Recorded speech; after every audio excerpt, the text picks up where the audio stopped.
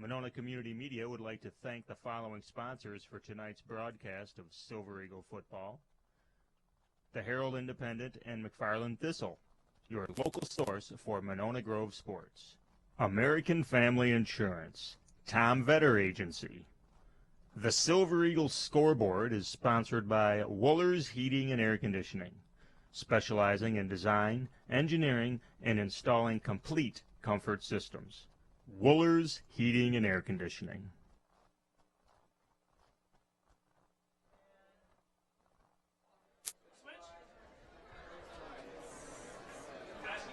Good evening from John Clement Athletic Complex. This is Silver Eagle Football. WVMOLP Monona brings you Silver Eagle Football every Friday night during the season.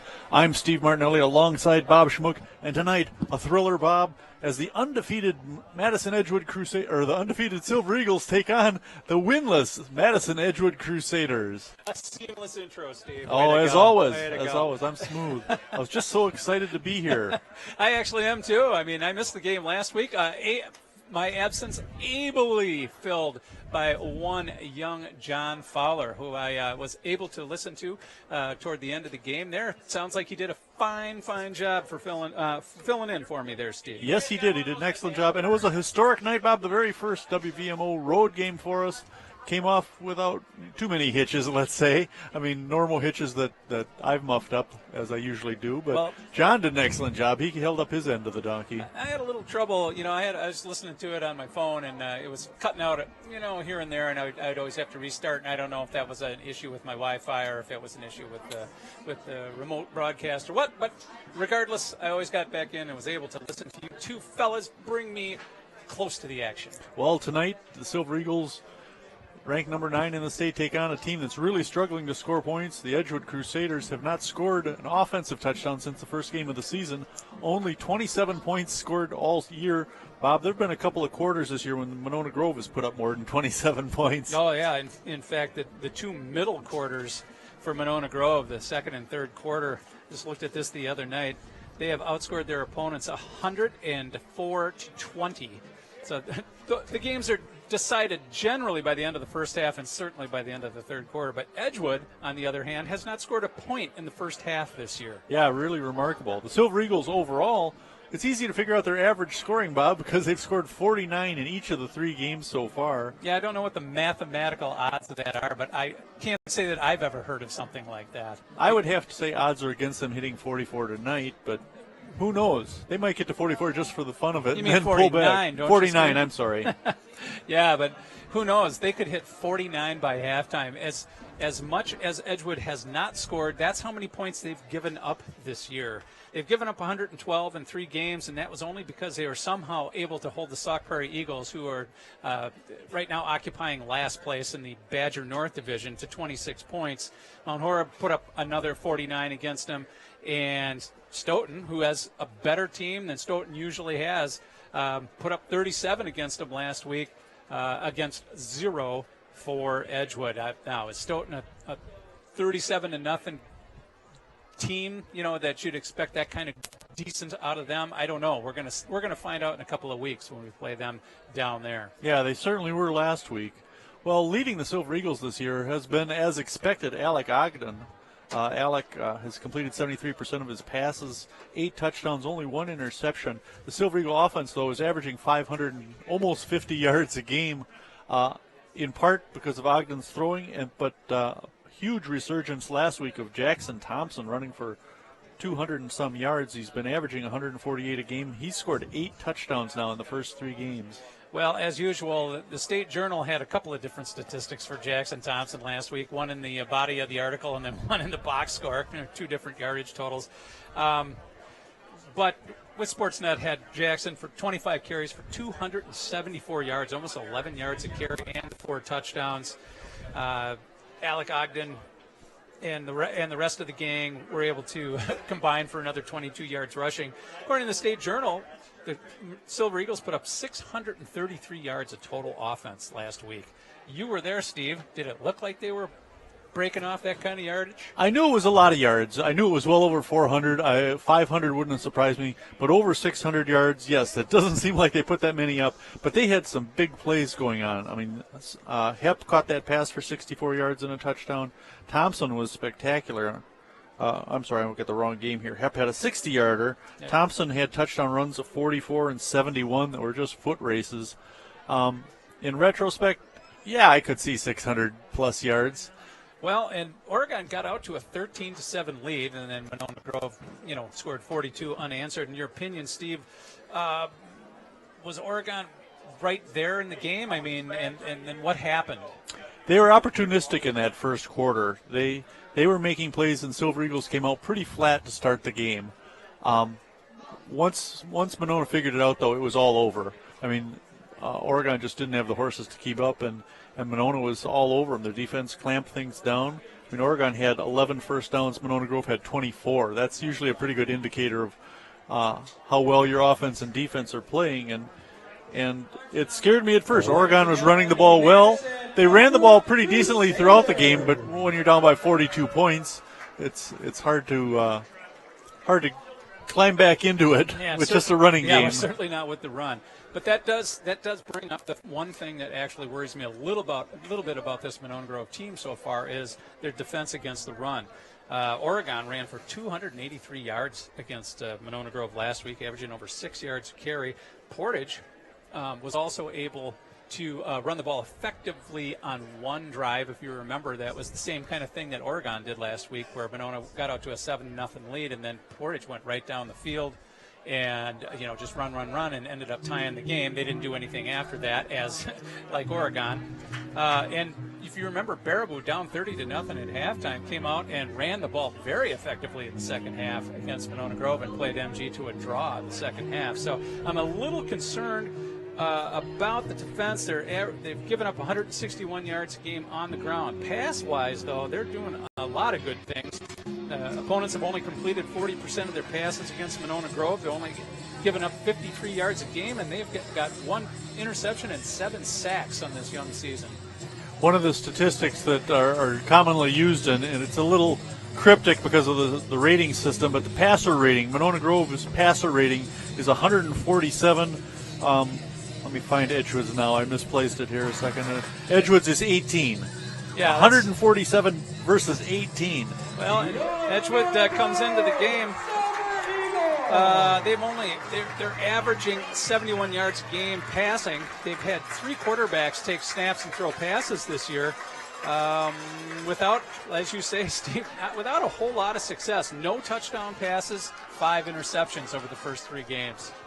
Monona, with the 1 pick by Jordan Bishop, could find themselves the recipients of some generous passing tonight. Actually, there's been 2 picks. They haven't corrected that yet. Jalen Ostrowski made a big interception last week that really turned the tide early in that first half for the Silver Eagles. Jalen, of course, has played some wide receiver, but it was on defense that he really made his mark in that game. Yeah, Jalen's starting at cornerback this year opposite Peyton Spalding. Spalding's having a good season, too, already. The junior, yeah, absolutely. Plus, he's returning punts for Monona Grove this year. So the last time these 2 teams matched up, Steve, it was a barn burner last year out at Middleton, where Edgewood plays their home games. Edgewood almost pulled off the upset. Monona Grove defeated Edgewood 42-41, but it took a 2-point conversion stop with less than a minute to play for Monona Grove to ice the victory. Ogden had a terrific game that night, 16 for 24, 342 yards and 5 touchdowns. His opposite number for Edgewood, Will Sweeta. Well, he had a good game, too. 18 for 20, 385 yards and 4 touchdowns. And I watched that game on television last year. That was the game of the week on one of those channels. And they couldn't do anything. The Monona Grove defense couldn't do anything with the Edgewood offense. Those guys just went right down the field.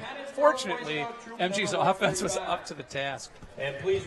All right, please rise and remove your hats as we're ready for the national anthem before we start tonight's event. For tonight's national anthem.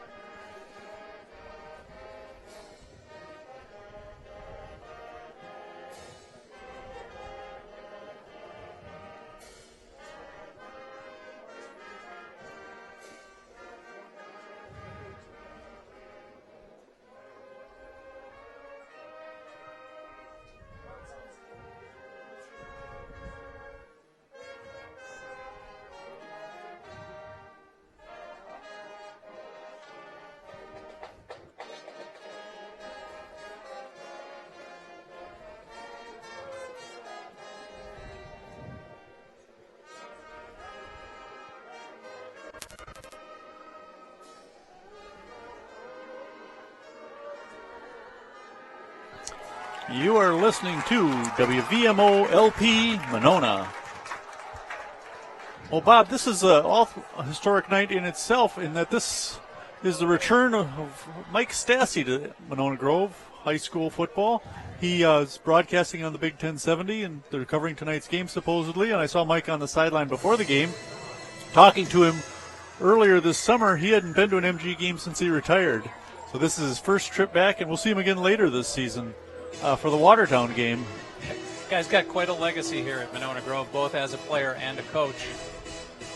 I want to mention Mike was on the state championship team in 1977, the 40th anniversary team. We're continuing our interviews with that team. Tonight's halftime interview is with Dave Schlack, one of the offensive linemen, and truly a character. Dave tells some great stories. Yep, Dave was my backup when I was a senior and slid right into the starting role on the 77 team. All right, we're just about ready to start here. Monona Grove versus the 0-3 Edgewood Crusaders. There's a couple other probably better games than this in the Badger Conference tonight, Bob. This one should be pretty easy for the Silver Eagles. Yeah, the Silver Eagles have scored 49 points in each of their first three games. Steve, it's not a stretch to say that they might have 49 at halftime against Edgewood. Edgewood roster has approximately 40-some guys on the team, and only 14 of them are seniors, so they are really, really dominated by underclassmen. It's been showing this year. They've been struggling both offensively and defensively. I'm sure they're probably not too confident coming into this, but we're going to see more on this kickoff. Will Horsemeyer will kick off for the Silver Eagles. Back deep for the Crusaders. Number 1, Charlie Corcoran, and number 81, Drake Brent. Will Horsemeyer doing the honors for Monona Grove, going from our left to our right. Both mine and Bob's. The last time these two teams hooked up out here at Monona Grove, MG walked away a 42-21 winner, although it was tied 21 at half. And Horsemeyer puts his foot into it. A line drive kick, pushing Brent back, and it goes into the end zone for a touchback. Horsemeyer's had a great year kicking the ball. Yeah, he's perfect on extra points. Right, he missed the Baraboo game, but 14 for 14 on extra points since then, and has shown a strong leg on kickoffs. Yeah, he's put roughly half his kicks into the end zone, I would venture to guess. Silver Eagles on defense for the first time. Edgewood with the ball. 1st and 10 from their own 20. We're just underway. Still a fresh 12 minutes on the clock. Beautiful night here at Monona Grove. Temperature in the 60s, very little breeze. We've had spectacular weather for games this year, haven't we? Yeah. Every night has been a nice night. All right, this is Fred McNeil, calling the signals for Edgewood. He'll take it off on a quarterback keeper, a little running room across the 30, some running room, 40-yard line before he's dragged down. By Ian Henry, number 11. Thank God he was there. That could have gone the distance.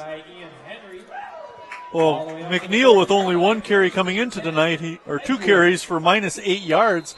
He picked up 20 on that one, putting the Crusaders up in a nice position, 1st and 10 from their own 40. McNeil in the backfield next to the quarterback. Who is this? Thalen, I'm guessing. 12. No. I thought we saw 12 on crutches or in shorts. No, he was in shorts. That's number 2, Joe Bestie. Okay. That's different. Now McNeil will wander off the field. No, he's going over to get the play. No gain on that one for Bestie.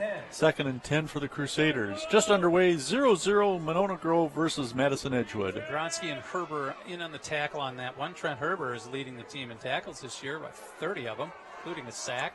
Now McNeil calling the signals. Bestie next to him. McNeil rolling to his right, throws complete to Corcoran. Corcoran across the 45-yard line of Monona Grove and out of bounds near the 42. 18-yard pickup on the pass play to Corcoran. Corcoran, the leading receiver for Edgewood this year. He comes in with 6 catches for 87 yards, no touchdowns. That one's good for 18. The ball spotted at the 43-yard line of Monona Grove. McNeil has kind of a soft motion, not really a quick release on that one. No, and he did put a little more zip on that one than we saw in warm-ups. He's calling the signals now. He'll give it to Bestie. No, he's going to swing it out on the quarterback screen to Corcoran. Incomplete. They're going to call it incomplete, but you got to jump on passes behind the line of scrimmage. You got to go get that ball if it hits the ground. Nice fake to the right, and then he came back to the left side to Corcoran and off Corcoran's hands for an incomplete. And somehow it looks like they gained a yard on the play. Oh, now the referee's correcting it. Thank you, sir. The ball at the 43-yard line, 2nd and 10 for the Crusaders. I'll tell you, they're coming out throwing tonight, and that's a surprise to me. They'd only thrown 40 passes the whole season. Now Bestie in the backfield all alone as McNeil splits out on the wing this side, and he's going to run as a blocker. Bestie hit after a yard gain and thrown back. Yeah. Who was that? 79 with that Trent one. Herbert there was in on that tackle. 79 not on the roster. No, Bestie that was 9, Trent Herbert. Okay. Yeah. Bestie went nowhere. Bestie's their leading rusher this year, and he is not a big kid. 5'9", 175. No, I don't think so. Now McNeil's listed at 6'5". Where is he? 6'5" and 250. That I would believe. He's a big fella. He's a big guy. He takes the snap this time, rolling to his right, looking to throw. Loops one up in the air, deep. Did he hang on to that? Nope. No, incomplete. Looking for number 31. I believe that was Cecil Paulus. No, 81, Drake Brent. Brent has a catch this year, and that was a pretty good pass by McNeil. I mean, and a really nice stretch on the reception attempt by Brent. That brings up 4th and 8 for the Crusaders. It appears they're going to go for it. The ball on the 41 of Monona Grove. If I'm Edgewood here, I punt the ball away and try to play a little position. Little field position game. Well, we'll see what they do. But a surprisingly good pass there by McNeil. We watched him in warm-ups, and he just wasn't getting anything on the ball. And his first 3 passes tonight have looked pretty darn good. Now McNeil rolling to his right again. Throws one more on the line. This is going to be short of the first down, but it is complete. But the Silver Eagles are going to take over on downs as it only made it to the 35-yard line. Yeah, on the coverage and the tackle is Taylor Duncan, the senior linebacker. Not even close to the first down. I never understood that, Bob. If you need 8 yards, why do you throw a 5-yard pass? Yeah, especially when you're well covered like that. But he was under pressure from Trevor Wonderland, so he had to just get rid of it. Penalty, do we have a it flag appears. down here?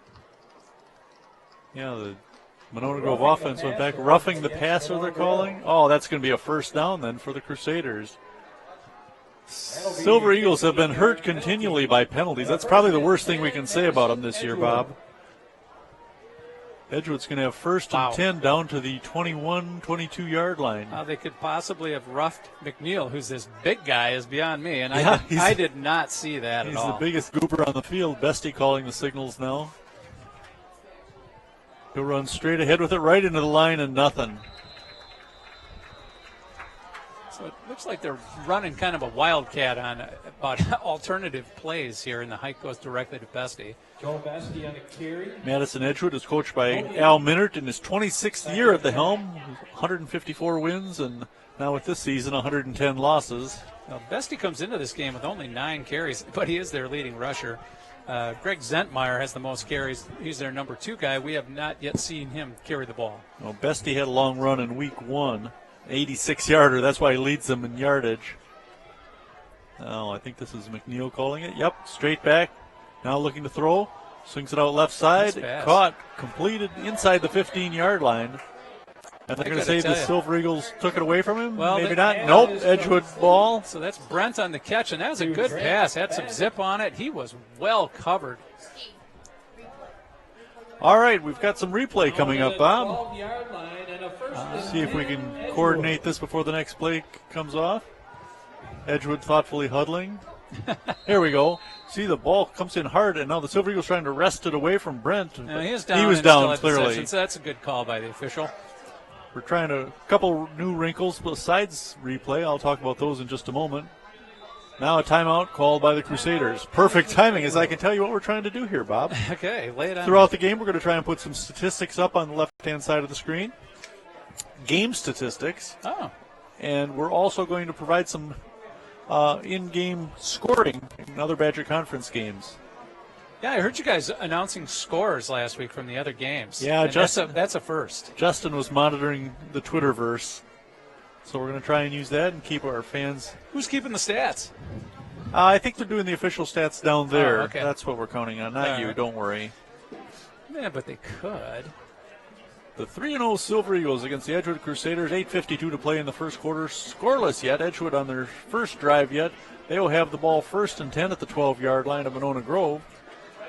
Well, so far, Edgewood's played a lot better on offense than I thought they were going to. Yes, they have. They've moved the ball, but really the big play was that roughing the passer. I mean, we'd be going back the other direction if not for that one. Well, in the first 3 games, the Monona Grove defense has given up at least one long drive to each of the teams they've played, and hopefully this will be the only long drive they give up tonight. You mentioned Will Swiddle last year, Bob. That was his best game of the season as he by completed far. only 56% of his passes. He was lights out that night. Oh, The fumble. hand off to Bessie, They the fumbled. ball loose, and I think the Silver Eagles have this back. On the play. Came loose near the line of scrimmage, and I think we may have this. Haven't got a Nobody call yet. pointing yet. No, that looks like Edgewood getting Yep. off the ball. Yep. Edgewood. Yeah, Yep. but Bessie had that ball into his stomach, and he just flat dropped it, kicked it forward, and ended up falling on it. So they lucked out. No gain on the play. 2nd and 10 from the 11-yard line of Monona Grove. 8:20 to play in the scoreless first quarter. Still the opening drive for the Crusaders. Now McNeil will call the signals in the backfield with his number 25, Murphy Penwell. Love it. McNeil faking left side to take off on the quarterback keeper. Bounces off one guy and bowls his way inside the 5-yard line. He's a big, strong guy. Yeah, he's a tough fella to bring down, and I expect to see that quarterback draw and quarterback keeper used a fair amount tonight. That's the second time, and it's worked quite well. The ball spotted at the 5-yard line. Gain of about 6 on that play. So they've run it 2 times for 26 yards. I'd keep running that sucker. How do you tackle a guy that big? Well, Monona just brought in Michael Williams Davis and Marcus Wallace as kind of their jumbo package for the goal line down here. All right, McNeil calling the signals again. Bestie to his right. McNeil back a couple steps now. Chase to his right. Loops one into the end zone. That should maybe was picked. Nope, incomplete. It was intercepted. There you go. It was intercepted. Yeah. Who is that? Let's see who got that one. We can't. I think that's number 3 that's celebrating. That would be Jordan Bishop. Jordan That's Bishop second with one of the pick. year for Jordan. Wow, McNeil just threw that ball up for grabs. He was under pressure. Sam Gronsky got a good jump off the line, was pressuring McNeil, and McNeil threw that one up for grabs. Jordan Bishop comes down inbounds in the end zone and snuffs out the Maybe we can see a Edgewood replay? challenge. Hey, a replay? That would be awesome. No replay on this one, I guess. On a Too turnover. bad. That would have been sweet. On a turnover. Silver Eagles with the interception in the end zone. Take over at their own 20-yard line. 1st and 10. Yeah, we're still getting the hang of that whole replay thing. Folks, hang in there. You're not going to see it on WVMO anyway, but That's true. But I'm reliving on the in my YouTube- head. on the YouTube version. Yes, you will. All right, Alex Ogden and the offense back are out on the field for the first time tonight. 1st and 10, the handoff to Thompson, going right side into the line. Fights his way near the 25-yard line. Pretty good push by the offensive line, and Thompson just took his time with the ball and found took as much yardage as he could get. 5-yard pickup for the senior running back. 2nd and 5 for the Silver Eagles. Just under 7 minutes to play here in the first quarter. Alec Ogden calling the signals. Sam Hepp split out wide to this side. Ogden give it to Thompson again going left side. Thompson falls forward close to the first down. Last week, Thompson got some great blocking, a quick burst through the hole, and then just a foot race. A couple of long touchdowns. Now it's 3rd and 1.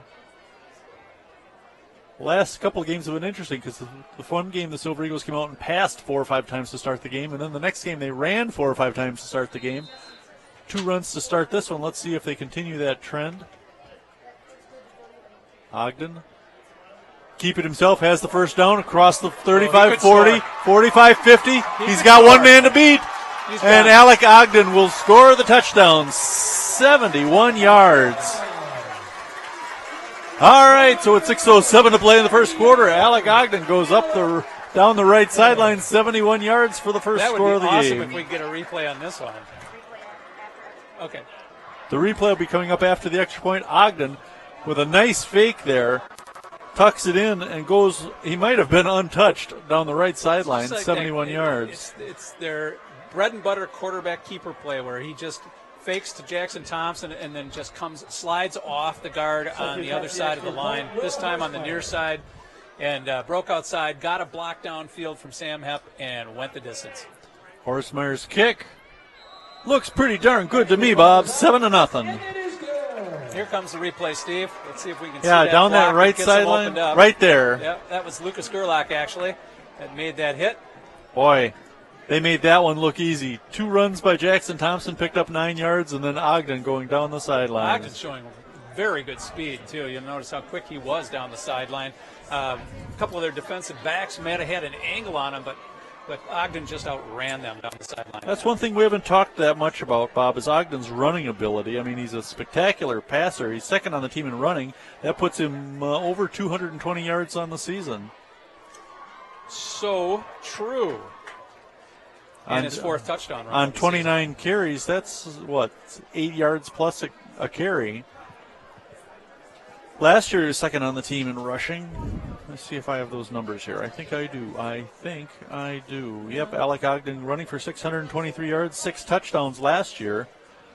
That his 4th touchdown already. So, Steve, what night is it here tonight at Monona Grove? It's youth night, Bob. We're going to see the Pee-wees come out on the field along with the Pee-wee cheerleaders right in front of us now. It's always kind of fun. Usually there's some shenanigans going on with the kids. They're celebrating the 49th year of Pee-wee football. Some tackling going on that shouldn't be happening, stuff like that. All right, Horsemeyer ready to kick it off for the Silver Eagles. Brenton Corcoran back for the Crusaders. And Brent will take this one just inside the 10. Cuts across the 20. The ball's loose, and Right the Crusaders to will Edgewood. fall on it inside the 20-yard line, though. Yep. Boy, Brent got hit, and that ball popped up in the air, and I thought we had a chance there, Bob. I think that was Jack Zwart who put his head on that ball and knocked that baby loose. But it popped right to an Edgewood lineman, and Edgewood keeps control of it inside their own 20-yard line. Just the nose of the ball touching the 20. We'll call it the 21st and 10 with 6:01 to play. Replay coming up here, Bob? Well, if you say so. Maybe after this play. Oh, here it comes. So watch Brent. Boom. Yep, that's, that's Jack Zwart. Zwart right there. And that ball pops up in the air and right to the Crusader blockers. Now McNeil, low snap, stepping straight back. Now take off on the draw. Flag in the backfield. It's going to be holding. Down the left sideline and tackled after a short gain. Who's that, number 20 on the tackle? Taylor for the Duncan. Taylor Duncan on the tackle. The penalty is going to go, I believe, against number 74. That would be Ryan Tom from Edgewood for holding Sam Gronsky, who was on his way to the quarterback before he was grabbed. Taylor Duncan on that tackle, Bob, gives up 8 inches and 85 pounds to Jack McNeil. Well, Jack McNeil he might be the biggest guy on the field. Actually. Quite possibly. Certainly Yeah. the tallest. He Yeah, could be and the heaviest. He's not the heaviest, but he is clearly the tallest guy out here. We will call him the biggest guy on the field. Both sides of the ball. All the way back to the 6-yard line. Ooh, that pushes it back to the 6, making it First and long. first and 24. 5:52 to play. A 7-0 MG lead here on WVMO, the voice of Monona, Yeah, 98.7. This is not a position that Edgewood wants to find themselves in inside their own 10-yard line against Monona. Joe Vesti. Bestie into the line, and he might have gotten to the line of scrimmage. He might not have. Loss of 2 on the No, play. loss of 2 on the play. The ball back inside the 5 now. Second and long. Let's just call it the 5, Steve. All right, that makes it 2nd and 25. Joe Bestie, tough sledding. 5 carries for 1 yard tonight. Yikes. I'm surprised McNeil is not carrying the ball more than he is. He's only carried the ball twice tonight, and he is a big guy. He's going to be tough to bring down. McNeil in the backfield alongside Bestie. 3 wideouts to the far side for the Crusaders. Bestie rolling to the right side, looking for some help down that sideline, and throws a complete pass to number 15. Pass is complete to Jackson. Well, I'll tell you Wentler. what, I'm glad he had to get rid of that in a hurry because Charlie Corcoran was 16-yard wide line. open down the middle of the field, had his guy beat by at least 3 yards. 3rd and 14. Who came up with that one, Steve? I had 15 coach or announcer Dan Zweifel put a name to it, but I didn't see 15 on the roster. There's no 15. Yeah. 85, Jackson Wendler. That's Very who it good. was. All right, now 3 wideouts to the near side of the field. McNeil wandering Oh, he's that in way. trouble. He's chased, throws it into the middle of the field, and intercepted. This could score. It could score easily Is this here. Duncan? Nope, that's Ostrowski. Ostrowski into the end zone. All right, we'll see the replay and try to get a yardage total on you on that, but He just threw that up for grabs. He was under a lot of pressure from, I think, Trent and Gothard. If we can see a replay, I will try to put names on all of this stuff. A lot of pressure from the defensive line. Yep, that's Here Trent and Gothard. And the pick by Ostrowski. Ostrowski near the 20-yard line. I'd be safe calling that a 20-yard return. Ostrowski in, giving the Silver Eagles a 2-touchdown lead. Well, that's his second interception of the year. Monona Grove comes into the game with 2 interceptions on the year and has 2 already tonight. Yeah, first Bishop and now Ostrowski, and that one was huge. McNeil just kind of lofted the ball into the center of the field. There was nobody there except Jalen Ostrowski. Horsemeyer's kick makes it a 14-0 MG lead. Yeah, that was a big mistake. And there goes Jack McNeil's quarterback rating. He's thrown 2 picks tonight. Now he's second on the team in interceptions. His replacement tonight is the leader on the team with interceptions at 3. So. Wow. Edgewood with more interceptions than touchdowns this season. Way more. 7 interceptions, 0 touchdowns. Well, Jalen Ostrowski has played particularly well at quarterback, picking up his second interception of the season. That one was a nice one. We had Edgewood pinned back deeply. I was hoping just to get him to punt the ball and let us get good field position. I'll take a pick and a touchdown. Yeah, I don't know what. I know McNeil was under some pressure there, but like when they had the ball inside the 10-yard line and he was under pressure, he just threw it into a crowd, and both times it turned out to be a big mistake, and Monona Grove took advantage of both of them. One indirectly and the other one on the pick itself. All right, Brent and Corcoran back to return it for the Crusaders. Horsemeyer teeing it up for MG. 4:17 to play, a 14-0 Monona Grove lead. Remember, the Crusaders started with the ball to open the game and marched down the field and looked like they were on the brink of scoring. They had it inside the 10-yard line before throwing the interception to Jordan Bishop. Yeah, Silver Eagles marched down the field, a 3-play, 80-yard drive. They had the ball inside the 5 when they threw that interception. Horsemeyer ready to kick it from left to right. Hammers this one, and Corcoran will take it in the end zone. Another touchback. So the starting point for the Silver Eagles, or for the Crusaders, has been the 20-yard line each time tonight, Bob. That's only 3, but that's a nice pattern. There he is, Mr. 50-50, selling the tickets with the glistening. Well, their first drive, they amassed some yardage and looked like they're going in. Turnover. The next time, a holding penalty put them back deep inside their own 10-yard line, and then ended up throwing a pick. Jalen Ostrowski returning it for a touchdown. McNeil calling the signals. This is Brent in motion in front of him. Bestie in the backfield along with McNeil. McNeil hands to Bestie. Gets 2 or 3 yards. Not much. Next week, the Silver Eagles go on the road when they travel to Fort Atkinson to take on the Blackhawks. That'll be a road game, so no television for that game, but we will be on the radio. Who's going to be your guest announcer, Steve? I'm going to be out of town. My brother Chuck. Oh, is that He's right? been wanting to do a game for some time, and we just haven't been able to work one out. Fort Atkinson is perfect because it's midway between my house and his house. He lives in Pewaukee, so this is great. Pewaukee, home of JJ, TJ, and Derek Watt. Or where they went to school anyways. I don't think they all live there now. And the Clayfishes. The Clayfishes, yes, that's right. McNeil chased to his right. Ball thrown. We got a flag on the field. Yeah, flag thrown toward the line. We'll see what the call is here. Usually that means holding, but the pass complete for about a 4-yard gain for the Crusaders. But it's going to be holding on Edgewood. And that's going to march them way back again. That's a second holding penalty against them. And the first one, you recall, put them into a deep hole. Well, this one's going to do the same thing. The ball was at the 24-yard line, so that's going to push them back to at least the 14. 3:32 to play in the first quarter, a 14-0 MG lead on a beautiful September evening. Boy, Edgewood just killing themselves right now with bad penalties. And just a matter of time before they get the penalty for too many men on the field. That's been kind of an Edgewood tradition.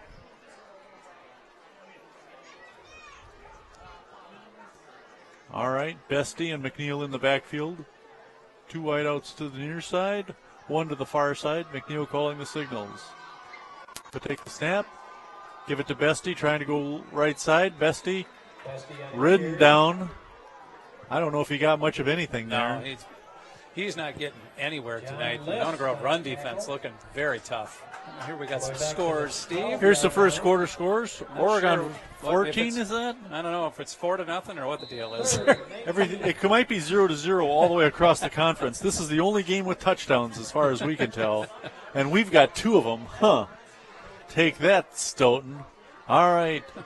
3rd and 19 for the Crusaders. Another big play for the Monona Grove defense. Jack McNeil calling the signals. Man in motion. McNeil hands it on the jet sweep. And he's Gothard all over that with some help from Trent Herber. they ran that play right into Gothard. Yeah, Trent on that one. Going nowhere. So that'll be a loss on the play of about 3 or 4 yards and bring up 4th and a punting down for the Crusaders. I couldn't even tell who ended up carrying that. He got hit so hard and so fast I couldn't catch I his want number. to say it was 85 Jackson Wendler. Really? Okay. Yeah, it's possible. All right, who's back to kick this? I can't make out his number. Spalding and somebody else back for the Silver Eagles. See if you can get the number of that punter. Low snap. He gets the kickoff, though. This will be Thompson. No, Spalding at the 42. Oh, nice tackle out there by number 20. Or at the 47. He's Number brought down at the 26, 45. Joshua Farney. It's a nice tackle right after the catch, so no gain on the return by Spalding. I believe that was number 21, Josh Dufek, punting the ball. Spalding with a 2-yard return, the ball on the Edgewood 45-yard line. Minute 46 to play in the first quarter, Bob. The Silver Eagles may make your prophecy of a 49-point first half come true That's here. possible. And, They're off to a great start. yep, they're up 14-0. Alec Ogden hasn't even thrown a pass yet. Well, 1 offensive possession and 2 touchdowns is a they've nice had way to start the 3 game. offensive plays total. And at 14 points. Yep. The give? No, Thompson or Ogden going to throw. Now he's chased out of the backfield, running to his left side, tucks it in. Inside the 40, 35, 30, fights his way down to the 25-yard line. Boy.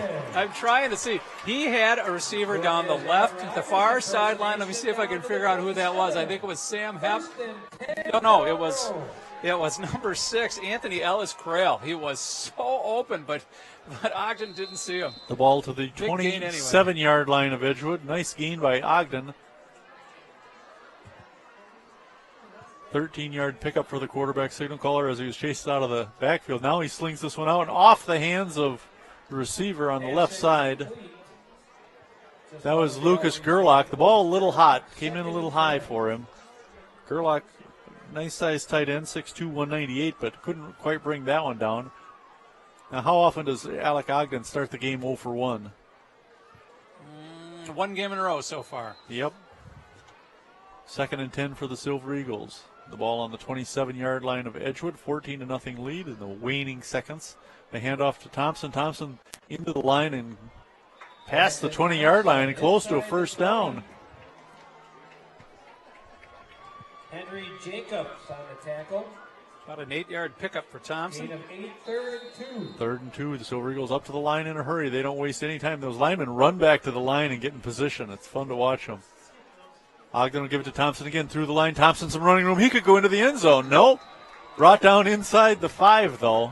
1st and goal for the Silver Eagles. Looks like they're going to mark it right at the 5. Gain of 13 yards by Thompson. That was just speed. He just cut right through that.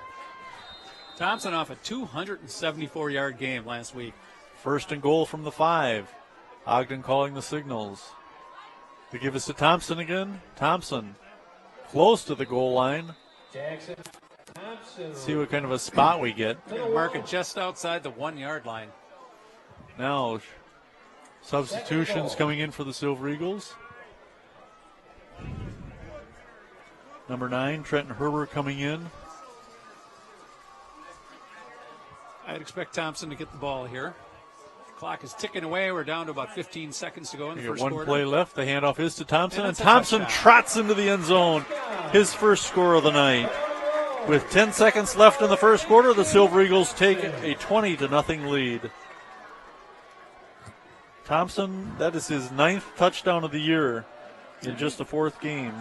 Well, with the Horsemeyer extra point, all we need is 4 second quarter touchdowns, and it could be 49-0 here at the half. Silver Eagles have a good streak of scoring 49 going, Bob. And they could easily get that tonight. Well, we're off to a good start with 20 points, almost 21 in the first quarter. Horsemeyer's kick, and it's a perfect 21-0 score. Horsemeyer 17 extra points in a row this season. Well, Bob, you couldn't ask for a better start to the game. I mean, the Silver Eagles have made a couple minor mistakes, but really 21 points in the first quarter against nothing is pretty good. Yeah, they had the one penalty early on that cost them a fourth down stop, gave Edgewood a first down, and kept their one drive alive. But otherwise, defensively, they played pretty well, and offensively, well, clearly, they touchdowns on every drive. They've only had the ball for, 9 offensive plays. They've gotten 2 touchdowns out of those 9 offensive plays, and the defensive touchdown tonight. You can't point a finger at anything that you could say, hey, Monona Grove's really not doing this right. Oh, it's interesting, Bob. Next week when my brother Chuck is doing the game, the similarity between the two of us, I graduated in 77, and then the next year Monona Grove won a state championship in football. Chuck graduated in 83, and in the next year Monona Grove won a state championship in football. We also had very similar careers. You and Chuck? Yes, we did. You guys can talk about that. You guys can talk about your football careers next week. We will. And people are going to want to tune in to hear that because they are a colorful history indeed. A colorful history. All right, Will Horsemeyer ready to kick it off for the Silver Eagles. Puts his foot into it. Another nice line drive kick. Pushes Corcoran back near the goal line, but he stays in the playing field. Runs to his right side, trying to get some ground, and he should have let that one go into the end zone, as he didn't even make the 15-yard line. Let's see if I can make out the tackler. Looks like John List on the tackle, number 15. And once again, Edgewood starting in the hole. Yeah, the ball back at the 11-yard line. Great coverage by the Silver Eagle kicking team. 3 seconds remaining in the first quarter, Bob. Yeah, they get one play, and I don't know, maybe they'll turn it over and Monona Grove can score another defensive touchdown. Yeah, another loose ball somebody will pick up. All right, McNeil still calling the signals. Hand to Bestie.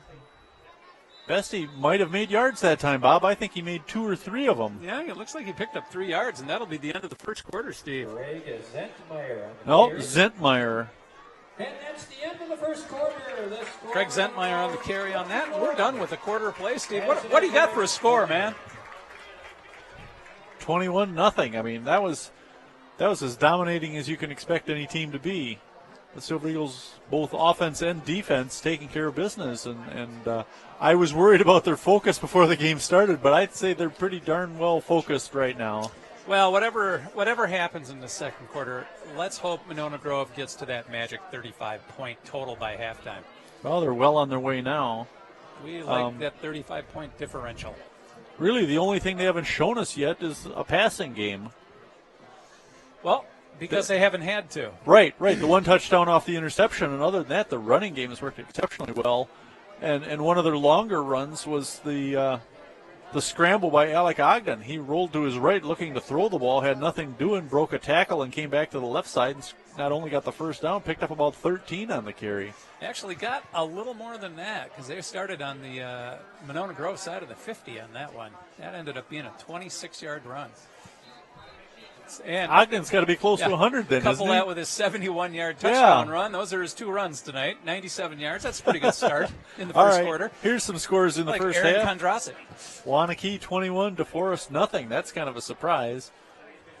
DeForest, I thought, was going to be a better team than that. Nah, DeForest got smacked around by Oregon in game 1. Wanakee is an absolute powerhouse this year. They have a new quarterback. They're running the spread offense. We already know about their running game with Javian Dane and Ella Johnson. I can't see Wanakee not winning the state Division II championship this year. No, I wouldn't be surprised by that at all. They were number 1 in the first season, or the first of the season. Now McNeil straight back, throws it down the middle looking for Corcoran, and The ball not really close to him. Jalen Ostrowski right on the receiver there, playing it smart, too. He kept his head on the receiver until the very last minute, watching the receiver's eyes, watching the receiver's arms to see if he's going out, looking to catch that pass. As soon as he saw that, he turned and was able to make the play. That brings up 3rd and 7 for the Crusaders. Jalen Ostrowski listed in the roster at 6 foot, 188 pounds. He looks taller than that, doesn't he? Coach Minert must be reading a different playbook than we are, Steve, or looking at different statistics. So Monona Grove's been more susceptible to the run than the pass this year, but you have Edgewood already throwing 8 passes in this game. They only threw 40 passes in the first 3. They split 3 out to the far side, 1 to the near side. Throw over the middle is complete. Nice pass. That was That was 85. Wendler Jackson. That's a good pass, too, right on the button. Yeah, a little steam on that one. A first down for the Crusaders. A rare first down out to the 35-yard line. Give them about a 20-yard gain on that play. Nice throw by McNeil. 1st and 10 for the Crusaders. This is about as far as they've made it against Monona Grove. No, I'm sorry. Their first drive, they got down inside the MG territory, but since then they've got nothing going on offense. Well, they're down 21-0, and they've run more offensive plays than Monona. I think that was a keeper. McNeil on the keeper, and he got about 7 yards on it. No, he didn't. He got 3 yards on it. Yeah, he got a quarterback draw on that one. Had a lot of pressure. Was able to spin away from a Monona Grove tackler to get those 3. 2nd and 7. The ball on the 39-yard line of Edgewood. Now they split out 3 to the left, 1 to the right. Bestie, the running back, alongside quarterback McNeil. McNeil, couple step drop. Now chased and sacked. Trevor Wonderland with the sack. I think that might be his 3rd of the year. I believe you're right, Bob. And that'll bring up 3rd and long. That was a big loss, actually, from the 39 back to the 31, loss of 8. Yeah. So that brings up 3rd and 14. Yeah, Wonderland got there in a hurry, and McNeil never had a chance. 21-0, the Silver Eagles leading. 10:27 to play and counting in the first half. Wonderland on the left defensive end over here. Looks like Reese Barker at the left defensive tackle. I see number 52, that is Parker Keeney, at the right defensive tackle. Here's the replay, Wonderland's celebration of now a couple Sam wide. Bronski, number 44, the right defensive end. That's your defensive line for Monona Grove. McNeil straight back, looking to pass, pressure coming. He's throwing right side, way overthrown. Oh, and we got a flag in the backfield. No, what could they possibly call on that? That pass wasn't catchable, and he went ahead and threw a flag. He's going to call either pass interference or holding. That was a good 10 yards beyond any of the players on the field. I don't understand that. That is just a terrible call. Oh, and Coach Brandon Beckwith having words with the official. That call should be overruled by the other officials because that was just awful. We had a perfect viewing point. Pass was right in front of us. At least 10 yards overthrown. They're ridiculous. So Ostrowski nailed with pass interference penalty, a 15-yard penalty, and that is just enough to give Edgewood a first down. Yep, they needed 14. That penalty gave them 15. It pushes it out to the 46-yard line of Edgewood. 9:59 to play in the first half, and a 21-0 MG lead here on WVMO LP Monona. I'm a little early. I'll do it again, though. Don't worry. The handoff into the line. Was that Bestie again? No, Zentmeyer with a 3-yard pickup. A bigger fella. Starting to see some ball handling duties now. Let's see. Let me find Zentmeyer here. He's listed at 5'8", 150. Which is what? That's what it says on the program. Zentmeyer. Then I'm wrong. Then allegedly Bestie's bigger than him. Yeah. Bestie listed at 5'9", 175. Oh, he's a big fella. A beast. All right, Zentmeyer next to quarterback McNeil. 3 wideouts to the right side, or left side. Zentmeyer again. Nice run. Still a couple yards short. I saw McNeil. Did you see McNeil do the flop over there to try to draw a penalty? Oh, my God. It was just funny. The ball to the Monona Grove 47-yard line. 3rd and a long 3. Now 3 wideouts to the right side, 1 to the left. McNeil, the quarterback, alongside Zentmeyer. The handoff to Zentmeyer. No way. And I think in the backfield. That's Trent Herber in on the tackle. The Silver Eagles almost took the handoff. They were there just as the ball was being put They were on top of that. into Bestie's midsection. Trent Herber makes the tackle immediately. 2-yard loss on the play brings up 4th and 5. Does look like Edgewood's going to go for it, which I think is the proper play at this point. They got to get something going here. Poor Joe Bestie. He is just getting manhandled out there. Well, that was tonight. Zentmeyer. Oh, that was Zentmeyer? Yeah. Okay, well, anyway. Giving Bestie a little break. Yeah. McNeil waving to his receivers. 3 to the right side, 1 to the left side. And 85 for Edgewood took off a little early. That's Jackson Wendler. All right, so that's going to back him up 5 yards. It's going to make it 4th and 10, and Edgewood should not be going for it on this, all right? All right, some discussion among the referees as to who jumped. I thought... 85, Mitchell Wendler, he was clearly offside, or clearly it was in motion, and that's the way it's going to go. Yep, that's going to bring up 4th and 11, and I think you're right, Bob. That pushes the ball back into Edgewood territory, back to the 46-yard line. And they were taking a chance on 4th and 5, given that, if they don't make it, Monona Grove's got a short field, and they go right down and get a touchdown. At least this way they're going to force MG to go the length of the field. Josh Dufek, the punter, on. Back for the Silver Eagles. I cannot make out his number, but he's standing inside Peyton the 15. Spalding, number 34. Is it? Yep. Thank you. Spalding has done most of the punt returning this season. And a short kick. Spalding will come up and let it bounce near the 25-yard line. I think that hit a Monona Grove player. Let me look. See what the call is. Yep. It hit a Monona Grove player in the leg. And Edgewood falls on the ball, and a big turnover by Monona Grove. Edgewood with the ball in excellent field position. Edgewood will have the ball inside the 25-yard line of Monona Grove. Call it the 23-yard line. I couldn't tell which player that went off of, but you have to be aware of where the football is when you're blocking on punts. Especially when it's going to bounce like that, because it can take some odd hops. Yeah, and you need to have some help from your return man. He's got to be calling it. He's got to be telling you where the ball is and telling you to get away from it. I don't know if there was a breakdown in communication there, but either way, Monona Grove ends up losing the ball, Edgewood taking it. 3 receivers to the right side, quarterback McNeil. Bestie taking this short snap, though, and a flag right at the snap, so I think this is going to go against Edgewood. What's that? He did one hand on his head like he was posing. It's a Madonna Vogue type of thing. Well, we'll wait for Dan Zweifel to tell us. All right, well, the call is hand behind the head. I don't know what that means. I don't know if it's a legal substitution or something like that. I used to have a guide here in my notes with the different signals. I have it in my bag. I just don't have it out here. Maybe you have to look at halftime. I'm really curious what that is. Thank you. McNeil straight back. Now we take off on a run. No, sling it off to the left side, and that one low and incomplete.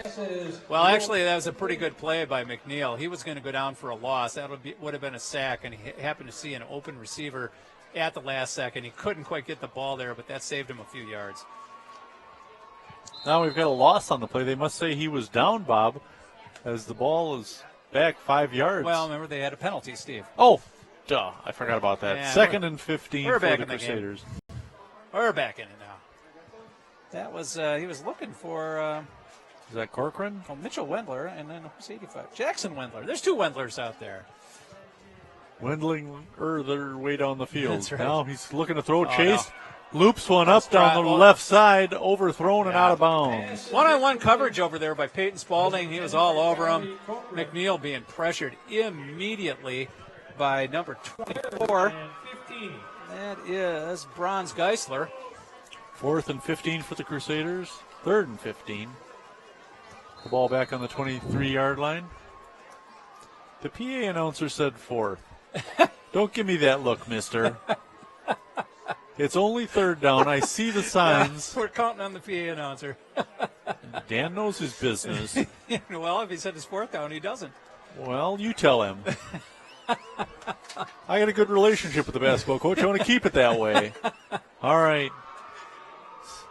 Fake the jet sweep, flag down. Now he loops one to the right side into the end zone. Ooh. Incomplete off the hands of the receiver. Pretty good pass there. That ball could have been caught. Would have been 6, but there's a flag down.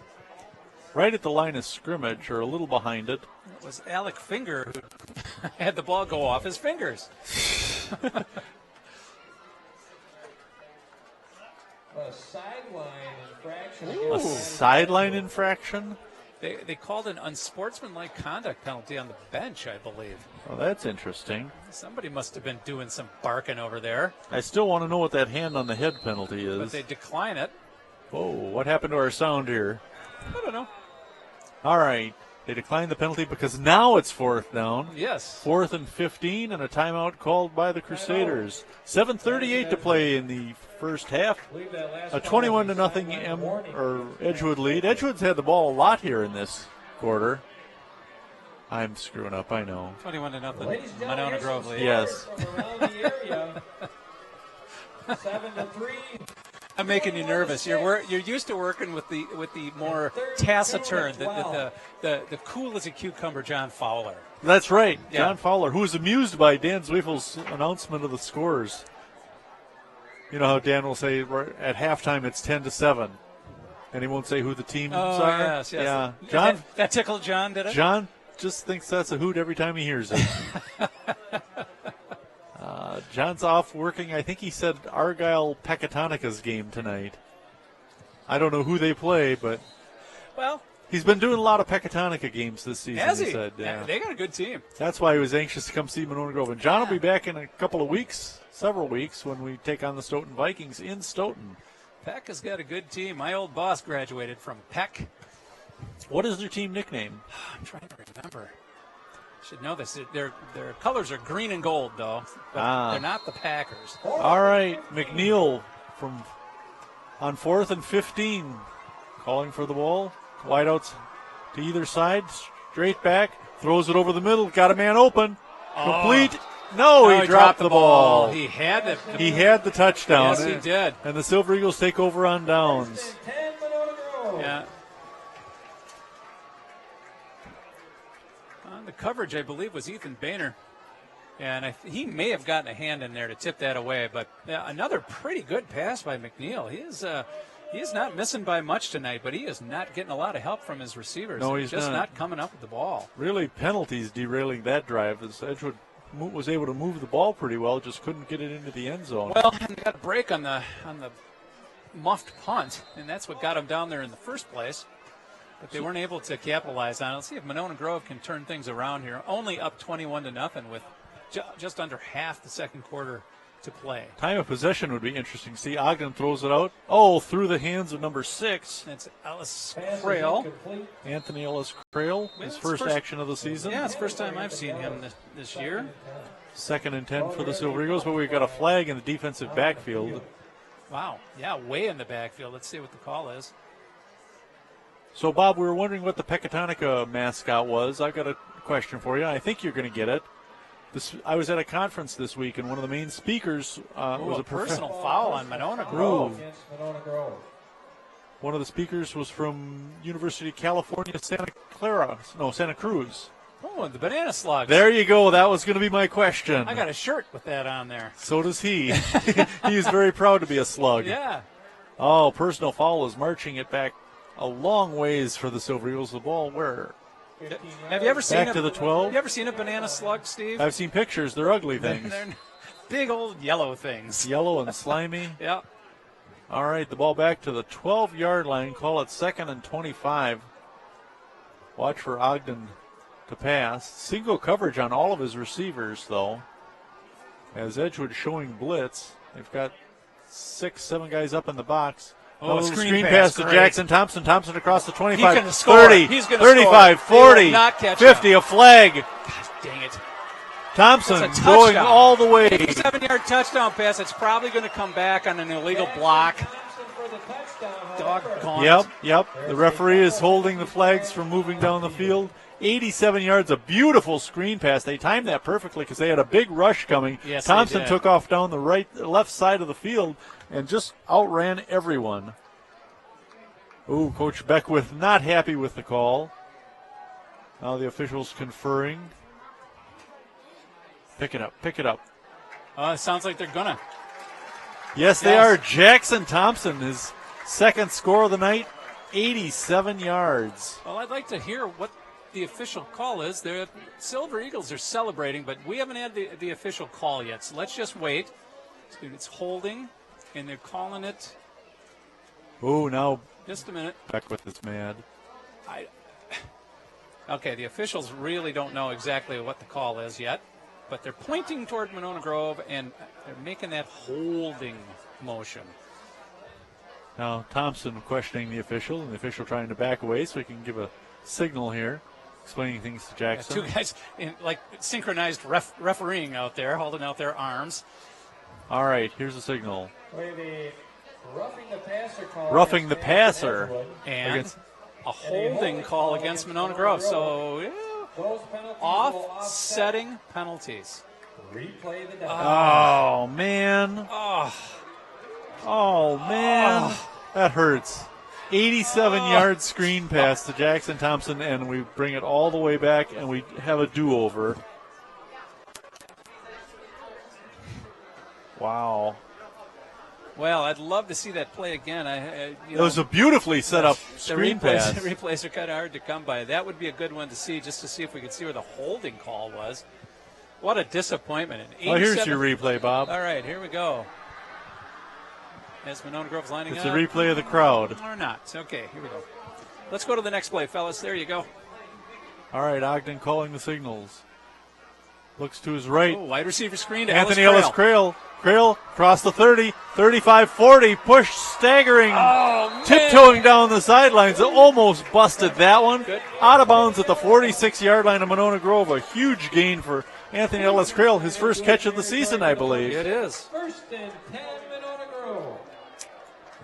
Anthony Ellis-Crail, a good athlete. He plays on the basketball team, and looking forward to seeing him at wide receiver. He's out there on the left side again. A little wide receiver screen there, 41-yard pickup. Ogden getting into a groove. Kind of a slow start for the passing game, but they're looking pretty good the last two throws. The handoff to Thompson. No, little screen pass to Gerlach, and Gerlach inside the 40 and out of bounds near the 35. Just a little tight end dump off safety valve pass that ends up gaining about close to 10 yards. Hey, Bob, for our regular listeners who are worried about Dave Kirshner, Dave is back at the game. He Oh, brought yeah. us our cookies. Thank you, David. We're glad to see you. Dave We had a were personal worried. Dave had a personal commitment, and we didn't know about it, and we were worried. Yeah. Dave told me he wasn't happy about having to go to that wedding, but by golly, he did anyway. He said family is what comes first. Ogden being chased now on 2nd and 1. He's going to run for the first down. Has it inside the 30. Out of bounds. No, brought down near the 20-yard line. Alec Ogden. Took a good shot at the end there. Only needed 1 yard and picked up, what, about 20? Let's take a look and see where they They set it down at the 27, or 22. 22-yard line. So 14-yard gain there for Alec Ogden, which puts him over 100 yards for the night. 6:40 and counting left in the first half. 21-0, and the Silver Eagles threatening again. Ogden calling the signals. Thompson next to him. The handoff to Jackson. No, Ogden with the keeper. Off the right side. He might make the end zone. Yeah, he might score here. He 22 will. yards. He will. Alec Ogden for the touchdown. Wow. Little weaving dance there to get into the end zone, but Ogden made that one look easy. Monona Grove on offense is just making it look easy. That I'm was telling you. 22 yards on that, Bob? Well, they have it officially at 21. All right. So the Silver Eagles with their fourth touchdown of the night. Alec Ogden's second score. Edgewood has had a problem giving up big plays all season, and tonight has been no exception. Well, they've had a big problem with just playing defense Extra this point season. is up.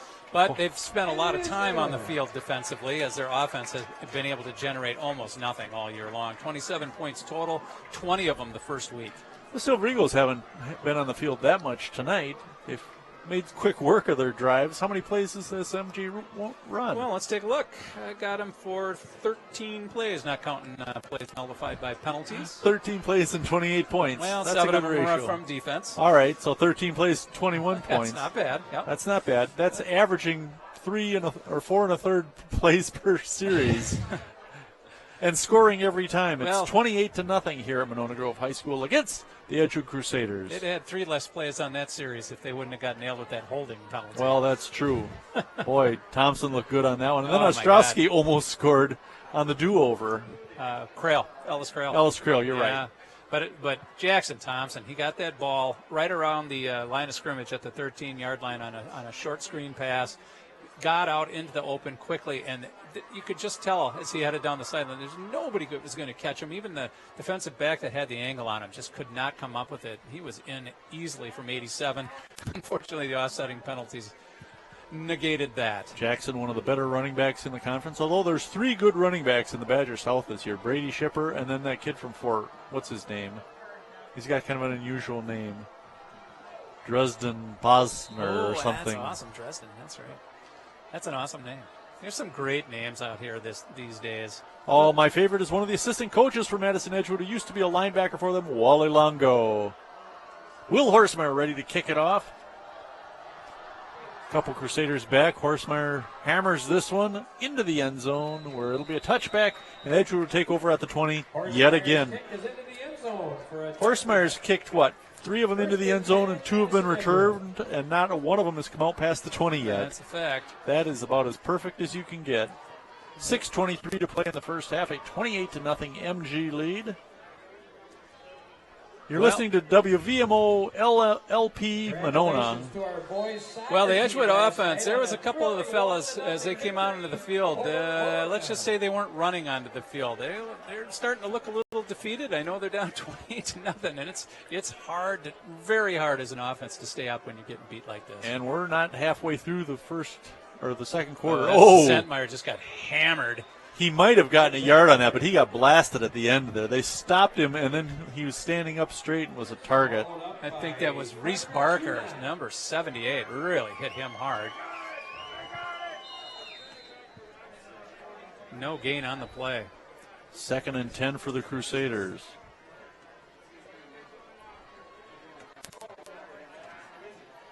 All right, who's the running back there? I think that's Murphy Penwell alongside McNeil. McNeil will give it to Penwell. Penwell into the line. He got a couple yards and stood up and stopped. That'll bring up 3rd and long for the Crusaders. The Edgewood offensive line is just getting almost no push at all. Couple yards on the carry. 2 yards on the carry. 3rd and 8 for the Crusaders.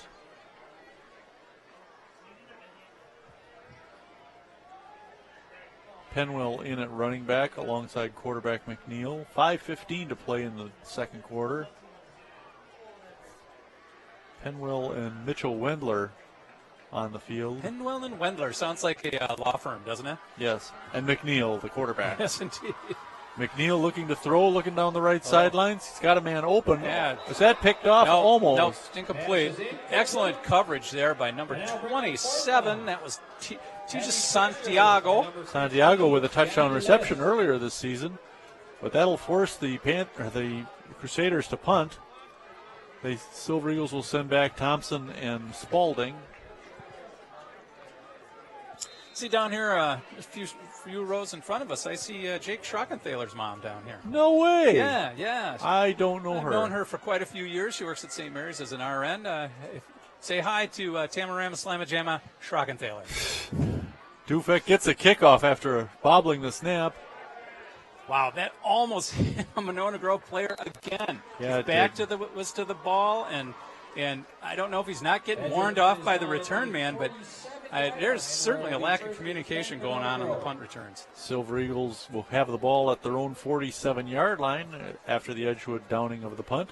4:47 remaining in the first half, a 28-0 MG lead. We could have our 35 by halftime, Bob. Let's cross our fingers here, Steve. Another Monona Grove touchdown.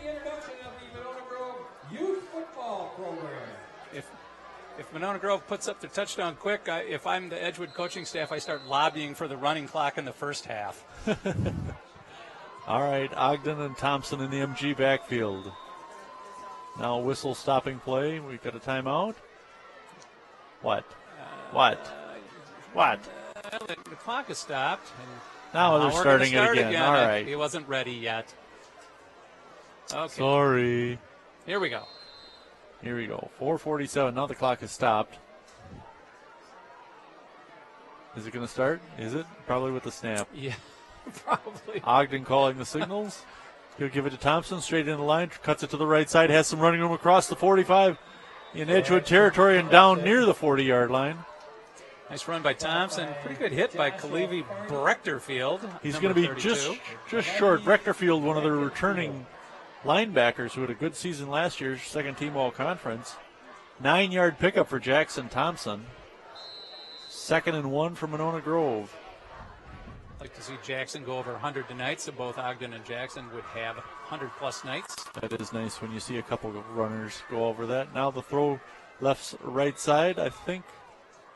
Is that Jenks Recker? Pass is incomplete. Incomplete, yep. Jordan Jenks Recker not able to reel that one in. It'll bring up 3rd and 1 for the Silver Eagles. First time he's targeted Jenks Recker tonight. Remember, he caught 8 passes against Portage.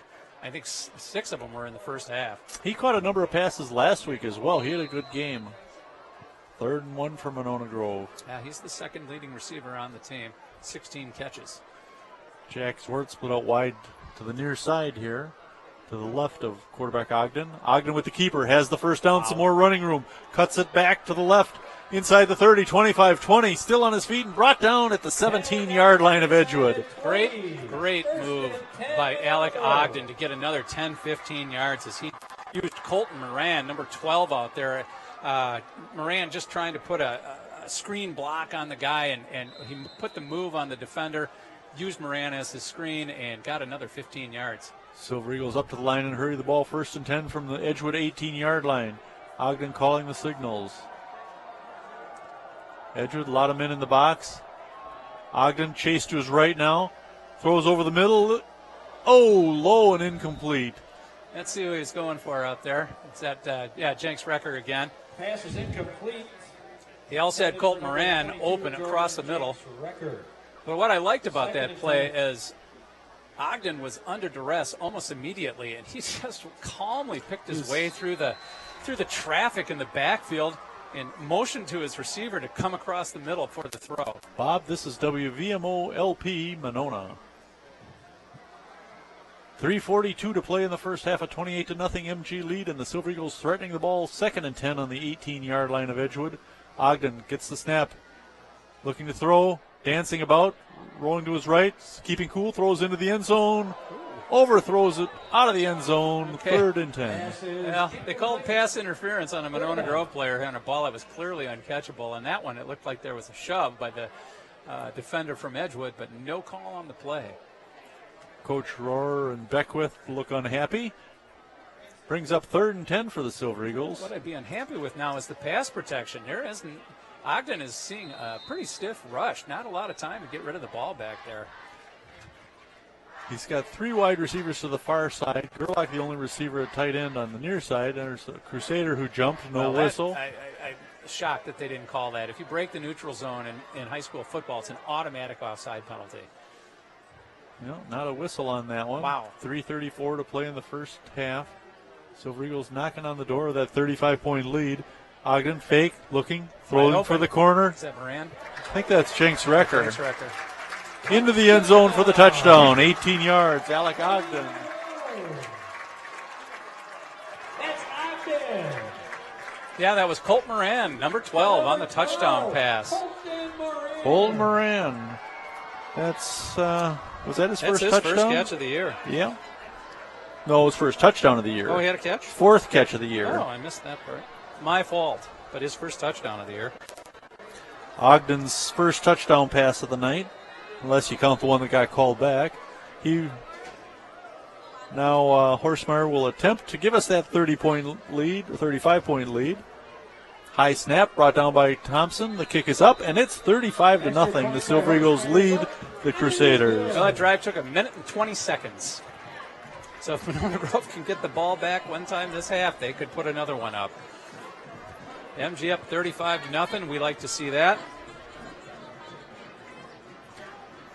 Well, pretty impressive first half for the Monona Grove Silver Eagles, Bob,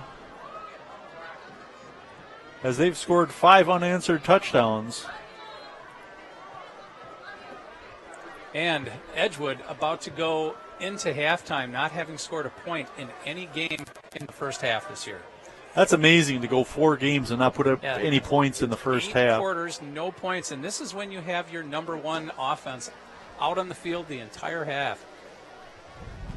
It doesn't bode well. Not at all. They've had plenty of opportunities. They've had the ball enough. Silver Eagles have had short drives each time, but each time it's resulted in a touchdown.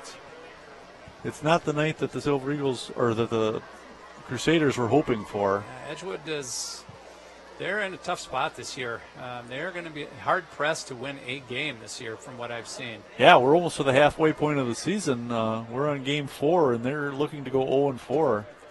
Yeah, and I'm thinking of the other teams in the Badger South, and I'm not sure who they're going to beat. I mean, they might have a chance against Monroe, possibly. Monroe not playing nearly as well this year as they played last. But otherwise, I mean, they got Watertown left. They have Milton left. Fort Atkinson left. I don't know. We'll see. Horstmeyer ready to kick it. He's put 3 in the end zone already tonight. This is a lower kick, and we've got a whistle and a flag. It's going to be offside on the kickoff. The ball did go out of bounds, so a flag down at the other end of the field. That was just not a good-looking play. Not a good-looking special teams play there. Somebody offsides, and then the kick going out of bounds. So we're going to pull it back 5 yards and kick it again. Well, I'll tell you what. If Edgewood has a choice and can take the kickoff out of bounds down there and take the ball at about the 35-yard line, that's what I'd do. Yeah, considering their return game has been non-existent tonight, that would be their best option.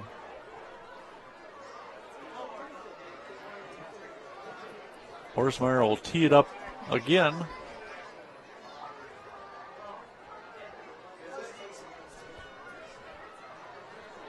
$35-0. Alec Ogden with a couple of touchdown runs and now a touchdown pass. Prettiest play of the night, though, was that screen pass to Jackson Thompson that was called back. That was a beaut. And I know you are a big fan of the screen pass, Bob. Mm-hmm. I know. And Mike Stassi ran that play caught a lot of screen passes for a lot of yards and a lot of touchdowns back in the day. Dick Rundle loved that play. They had the defense walled off. Thompson just had to run down the right sideline, or left sidelines, all by himself. I loved that. I loved that play when I was playing screen pass. It was the easiest play to block, and you could hammer guys on blocks, or you could just submarine them and just take them right off their feet. Horstmeyer kicks it straight down the middle. This is number 5, I believe, Wesley 25. Brown. 25. Murphy Penwell. Yeah. And the best field position of the night for the Crusaders as they get out near the 30-yard line, although there is a flag late on the play. Well, hopefully it's not something silly like a personal foul on Monona Grove. I don't want to see things devolve into that. You're up 35-0. Keep the play clean, fellas.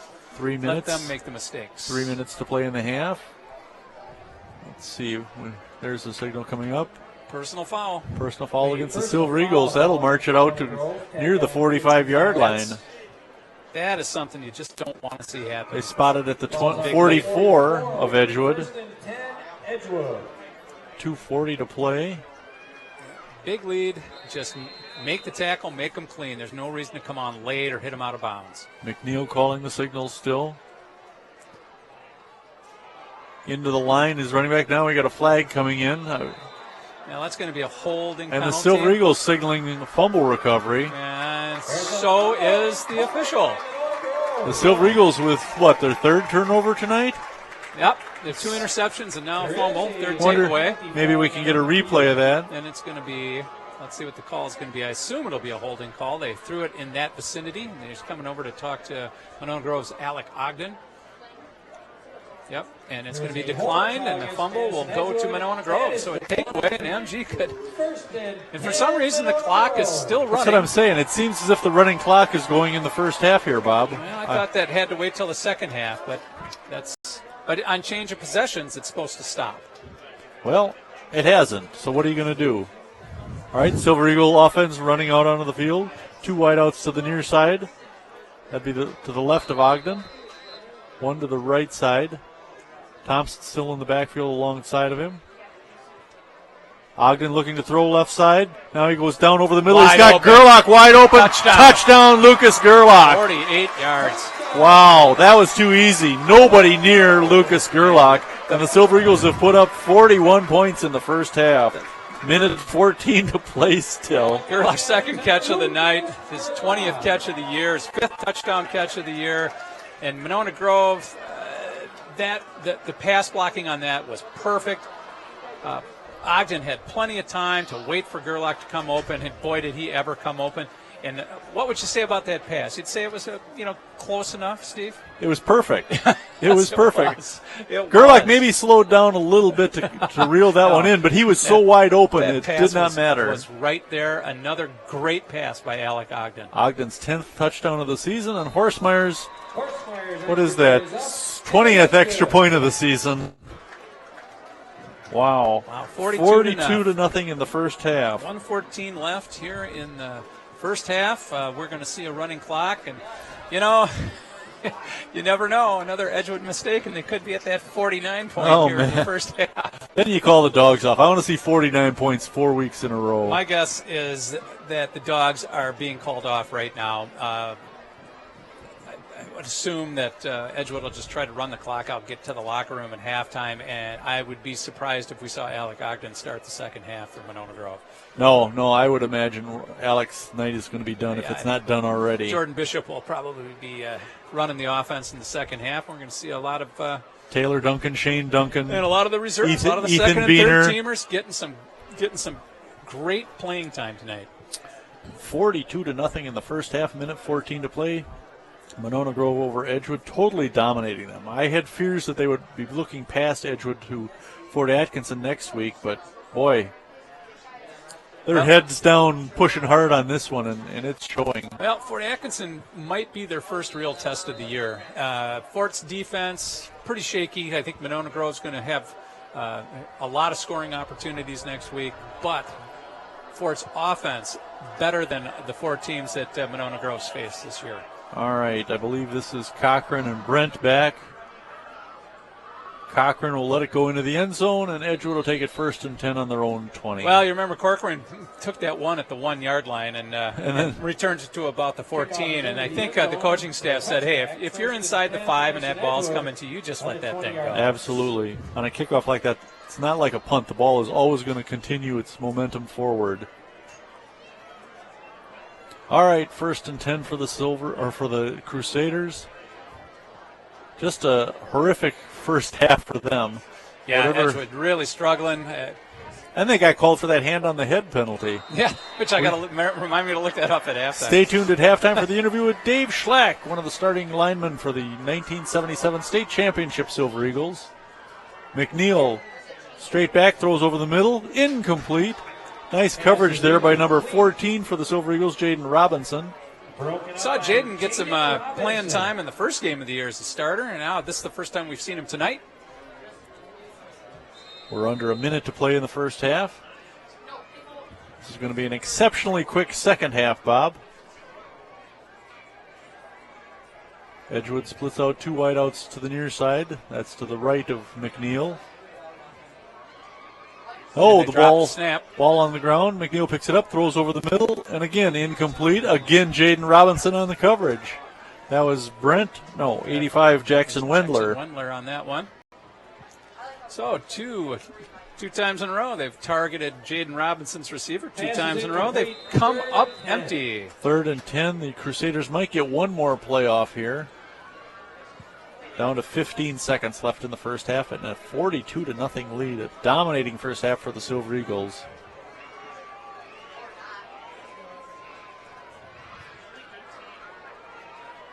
All right. I believe that's Penwell. No, and that's it. That's it. They're going to let it expire.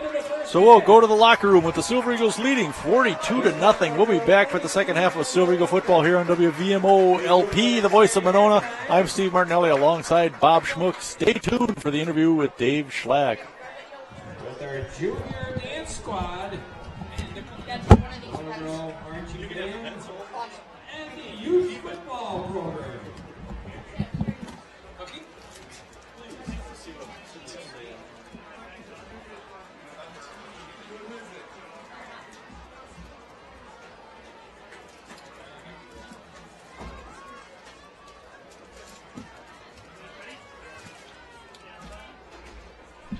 Hi, I'm Steve Martinelli with WVMO, the voice of Monona and Monona Community Media, bringing you the 40th anniversary celebration of Silver Eagles' first state championship football team in 1977.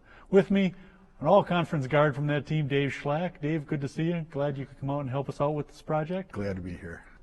Now, when you made it to varsity, you didn't start till your senior year, right? Right. That was typical of MG teams. Arundel would start as seniors. Yep. So you had to work your way up. Yep. Few rare exception was Mike Stassi, I suppose. Yeah. Who's your position coach on varsity? George Harrell. Tell me a little bit about George. He was so stout on the fundamentals and doing things right, even though you were moving and it didn't feel right. He was right. I don't think that we realized how well coached we were, what a coaching staff Dick Rundle had put together. At the position coaches and everything, and he would pit us against, you know, when we were in JV, he'd pit us against the then seniors, and you go up against these monster guys.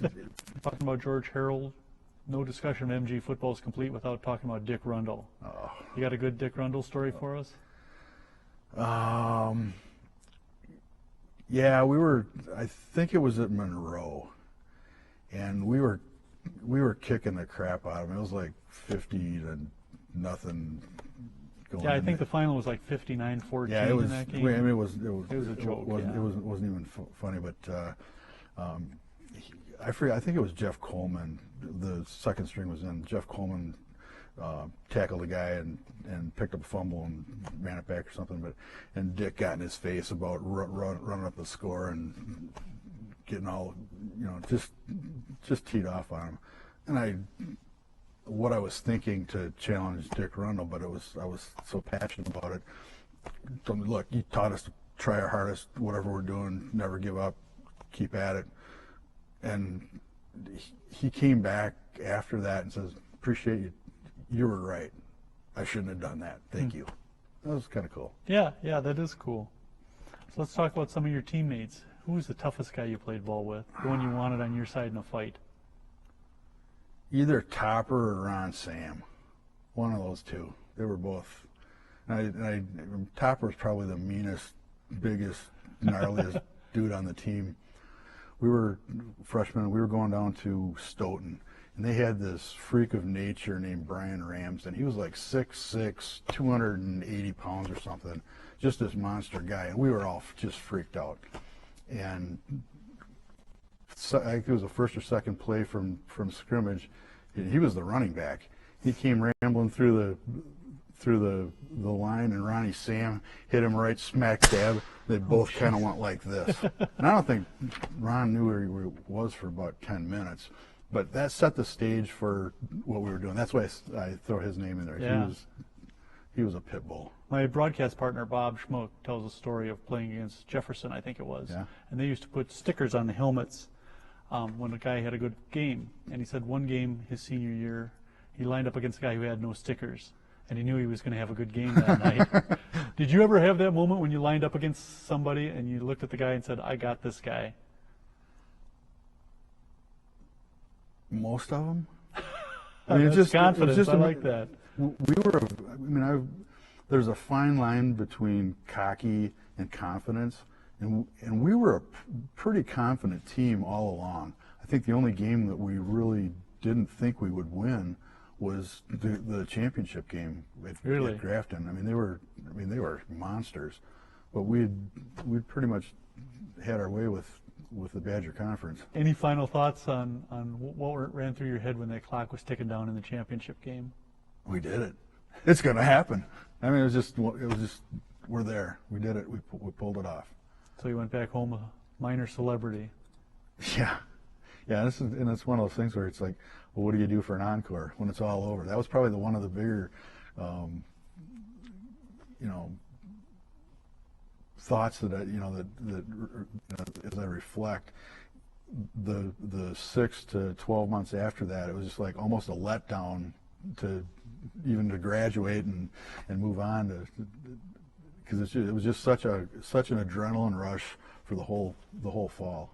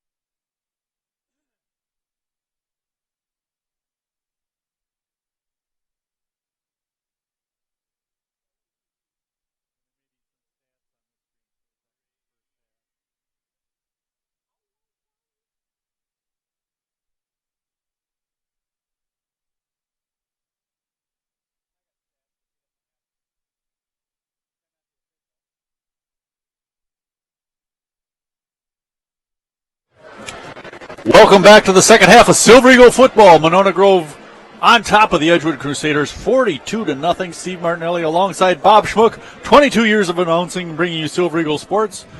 Bob, we haven't seen too many 42-point first halves. Yeah, not this week and 2 weeks ago.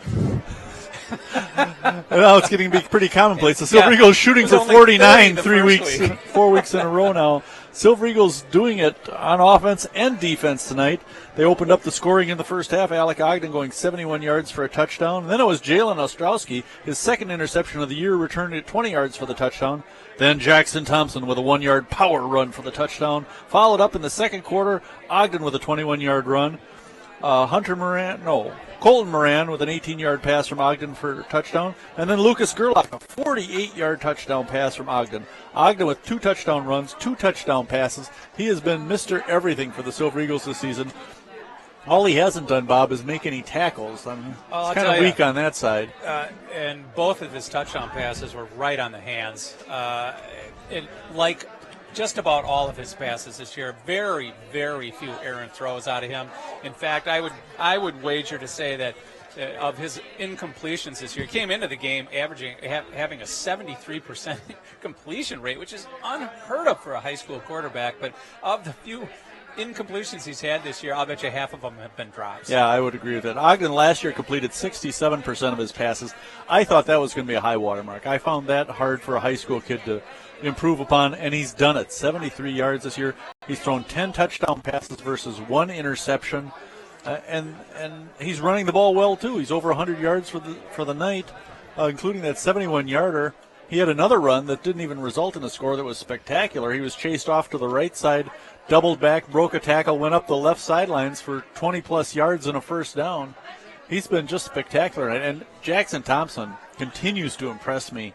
He is one of the strongest runners I've seen here in quite some time, and we've had a couple of decent runners here at Monona Grove. Oh, my gosh. A long, long history of excellent running backs at Monona Grove. Thompson adding his name to that list for sure. Oh, yeah. I see him with another 1,000-yard year. Last year he went for better than 1,300 yards and trying to fill the shoes of possibly the greatest running back in the history of the Monona Grove football program, who 2 years ago out on this field against the Edgewood Crusaders ran for 283 yards and 5 touchdowns. Yeah, that was quite a spectacular night. The Silver Eagles' lifetime against Edgewood, 16-3. Edgewood last won in 2007. They beat MG 28-20. Young with 5 touchdowns in that game. That was Alex Ogden's first game against Edgewood, Bob. Yes, 2 for 2. 2 for 2 and a touchdown pass to Andre Naherniak. Yeah, that's Mitch right. Kelsey got hurt and never really played much quarterback after that. A few Wildcat plays, but other than that, he became an outstanding tight end, made all conference his senior year. But it's been Ogden who's really taken over command and is rewriting the MG record books in terms of quarterbacking. As when he graduates, Bob, I think he's going to own most of the significant MG passing records if he doesn't already. He'll own all of them. All of them? Absolutely. I'm going to, before our next home game, I'll sit down and take a look at his stats. But he was, if he didn't have every single one of the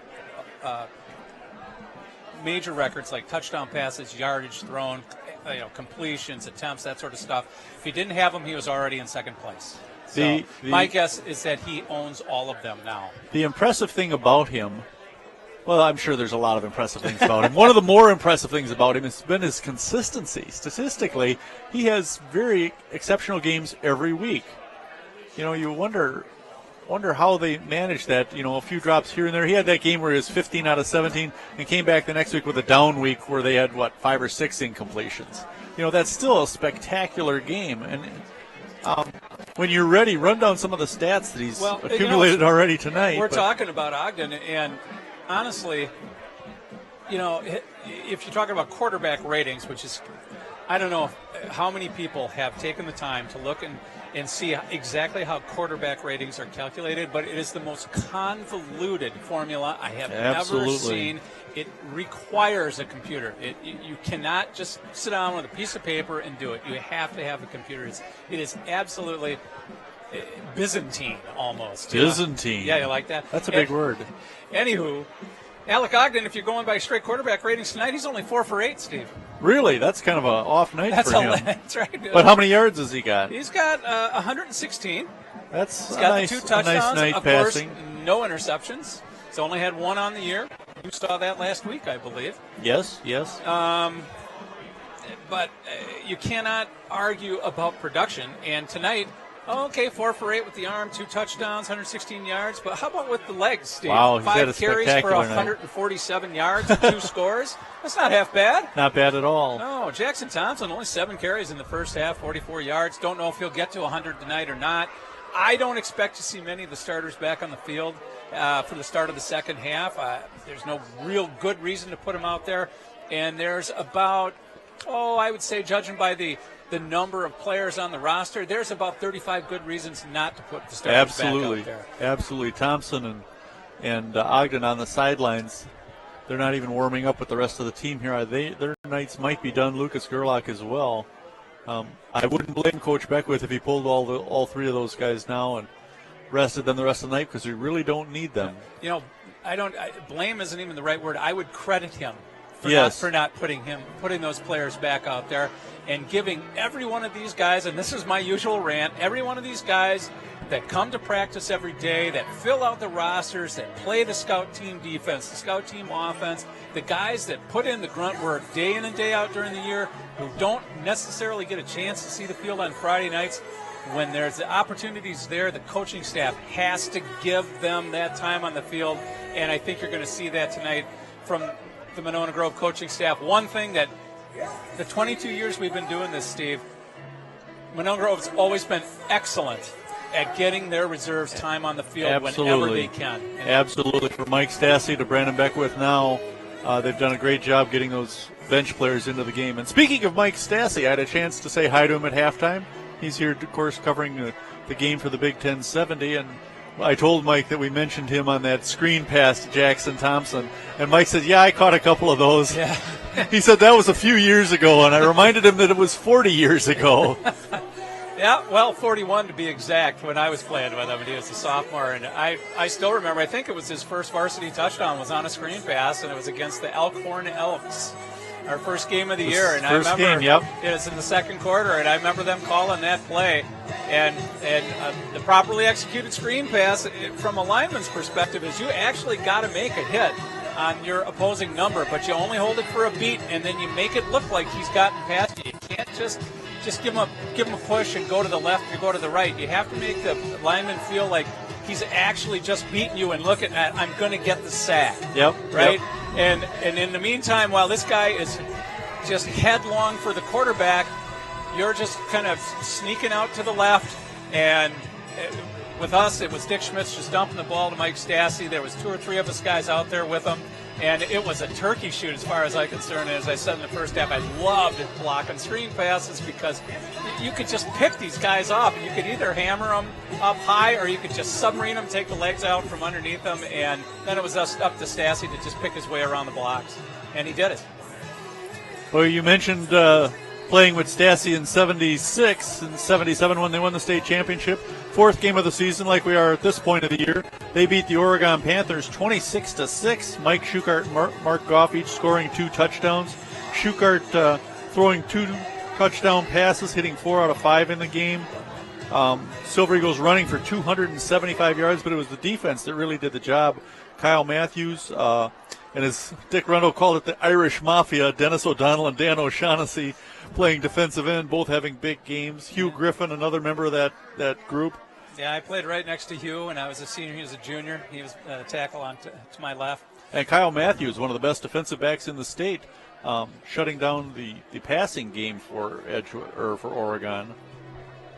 All right, there's some stats. Ogden 4 for 9, 158 yards, 2 touchdowns. That was a little off, I guess. Bob, of course, is the unofficial statistician, so we're lucky he can stay awake. I'm not sure how I got that far off, but that's all right. I have a strong feeling we won't see Alec Ogden much if he takes the field at all in the second half. Well, 2 weeks ago when we did the game against Portage here, Steve, we didn't see him in the second half either because he had thrown for 250 yards and 4 scores in the first half, and Monona Grove led 42-7. Well, this should be a quick second half, Steve, with the running clock. Once again, we'll kind of explain that to our listeners. Once a team is up by 35 points, and I always understood this as only being in the second half. 35 points or more in the second half, the clock continues to run and only stops with change of possession, scoring plays, and penalties. Otherwise, the clock just runs. Incomplete passes, stepping out of bounds, it doesn't matter. The clock just keeps running. Now, we saw that in the first half, and I'm not certain that was appropriate, but we did see the clock run in the first half. Didn't stop Monona Grove from scoring another touchdown, though. All right, the Silver Eagles will return the kickoff to begin the second half. Panthers kicking from our left to the right, back deep for the Silver Eagles. I believe that's Peyton Spalding, and forgive me for my pronunciation, Samaj Narurdin. That's okay, we screwed up. Samaj Narurdin, yeah, I like that. We screwed up Sapu and Ing for a long time. I think you kind of had the old marble mouth going on Narurdin. But, Narurdin, we'll try that. But you did pretty good. Kind of a pop-up kick, taken by the up-back 32. Ethan Boehner. And with some running room, he might score on this opening kick. He's got the kicker to beat, across the 45 and down to the 40-yard line of the Crusaders. What else can go wrong for Edgewood? Boehner with a great return into Edgewood territory. All right, let's see who runs out on the offensive side of the football here tonight. We'll try to get you names and numbers, but I know Jordan Bishop is there in the huddle, so he's going to be taking the quarterback spot here in the second half. Jordan Bishop with that big interception in the first half, his second of the season. He'll come out there at quarterback alongside with him. Edgewood called for a face mask penalty on top of the kick return. Oh, for goodness sake. So another... Is it a personal foul one? Nope, just a 5-yarder. But still, that moves it down to the 35-yard line of Edgewood. So Boehner staying in the game at running back, at tailback. Jordan Bishop running the show. Jordan Bishop, the heir apparent to Alec Ogden, the junior quarterback. And in mop-up duty, Bishop has thrown the ball very well. Yeah, 4 for 5, 1 touchdown. He'll get some experience now as a quick 24 minutes of football. Boehner with the carry. Across the 35, down near the 28-yard line. Close to a first down for the Silver Eagles. Boehner's run the ball pretty well this year, as I recall. Let's see where we've got him. There we go. 5 carries for 24 yards. Yeah, Dante McCauley is in at tight end now. Lucas Gerlach taking a seat. 7 yards for Boehner on that pickup. 2nd and 3 for the Silver Eagles. Nice to see the reserves getting some playing time here. They've got 2 wideouts split this way, a wing to the far side. To give us to Boehner again, off tackle. Close to the first down, but he's going to be about a yard short and bring up 3rd down. Murphy Penwell on the stop. Just sort of the first down. Silver Eagles up to the line in a hurry. I love it when they run strong to one side of the field and then all these linemen come running. I mean, not trotting, but running back to line up for the next play. Bishop calling the signals. Boehner to his left. 3 wideouts to the right. Bishop handing it to Boehner and nothing doing there. So the Silver, he lost a yard on that. Silver Eagles facing their first 4th down of the game. Yeah, loss of 2 on the play. 4th down and 3. So this part of the field, this part of the game, they're going to go for it. 2 wideouts to the left. A wing to the right. Bishop facing a 4th and 3. Blitz is coming. Bishop with the keeper. Nice stutter step. He's got the corner. Gets inside near the 20-yard lines before he's forced out of bounds, and a first down for the Silver Eagles. Bishop with a nice stutter step. Just absolutely froze the defensive end on that side of the line and went for the first down. Yeah, he just had to beat him to the corner and got that plus a little more. 1st and 10 MG, the ball at the 19-yard line of Edgewood. Looking for that big 48th, 49th point. Boehner still in the backfield alongside Bishop. We've got 2 wideouts to the right side. Receiver tight on the left. The handoff to Boehner into the line. Bounces off a tackler inside near the 15-yard line. He's stopped by 57, Will Foat. About a yard and a half pickup on that one. That's a gain of 1 second. Boehner with a 1 yard gain, let's call it. 2nd and 9, 8 minutes to play in the third quarter with the running clock, a 42-0 Silver Eagle lead. I'm going to be home by 9:15 the way this is going. I'm hoping so. I got an early start tomorrow. I need to get some shut-eye. All right. Bishop. Hand off to Boehner again. Boehner into the line, and he's going to be shoved back again. Edgewood toughening up in the middle there. Yeah, Will Foat, number 57, 6'1", 220-pound senior, was all over that. We had a nice chat at halftime with our buddy Andy Rohde, Monona resident and athletic trainer for the UW men's hockey team. And a pretty fair softball player. Andy's a fine ball player. One of the nicest guys you could ever know. Yeah, he was a nice man. All right, Jordan Bishop calling the signals. 3rd and 9 for the Silver Eagles. Boehner to his right. Oh, the ball loose. Bishop dives back into the pile. I think the Silver Eagles got it back. Yeah. Jordan just did not get the ball into Boehner's bread basket on there, and it fumbled forward. He got it back on the ball, but now it's 4th down. Maybe give Will Horsemeyer a chance to get a field goal. The official's talking, or the coach is talking to him. I think they might give it a try here. Yep, that's what they're going to do. They're going to trot the kicking team out there, and Will Horsemeyer will attempt his first field goal, not only of the season, but of his career. Yeah, they're going to have to hurry it up a little bit because they're slow getting out there. So, all right, the hold is going to be about the 27-yard line. Jackson Thompson, the holder. Let's call this 28-yard line, so a 38-yard field goal attempt. This is a pretty long kick for your first try. No wind to speak of at all. The kick is up. Line drive kick. Nope. No good. Wide left. Yep. Yeah, I don't know what happened there, but he didn't get enough foot on the ball if it was a hold or a snap, but just a line drive shot and went well to the left. It seemed like things were a little hurried to get him out there and make the kick, and so that probably played into it some. So Horsemeyer missing the field goal. That's all right. We're shooting for 49. We don't want 45. All right, so a lot of new players on defense. We'll see if we can't get you some names and numbers as the rest of the night wears on. McNeil still the quarterback for Edgewood. 5.5 minutes to play and counting in the third quarter. Time just flying by, Bob. Silver Eagles turn it over for the first time tonight. McNeil throwing it to the left, and Cochran hit immediately and dropped after a short gain. That's number 33, I think, Stinson on the tackle. Hard to tell from here. Tackled by 33, Isaac Stinson. Nice. Well, Dan Zweifel agrees with Bob. Who's to argue with either one of them? It's weird seeing a Stinson playing on the corner. Yeah. His brother played defensive end and was pretty darn good at it. He was a tough guy. All right, McNeil straight back, looking to throw downfield. Now he's going to take off on the run, throws it deep. Excellent down coverage. The middle, and great coverage there by 21. Samaj Nururden. I mean, just a really, really good coverage. McNeil had nobody to throw to on that play. Neal with a little muster on that ball, but nowhere near his receiver. That brings up 3rd and 5 for the Crusaders. Silver Eagles have not had to punt yet tonight. They're only 4th down. Play was the field goal attempted by Will Horsemeyer. 42-0 the Silver Eagles over Madison Edgewood. Monona Grove looking to go 4-0 on the season, and Edgewood going 0-4.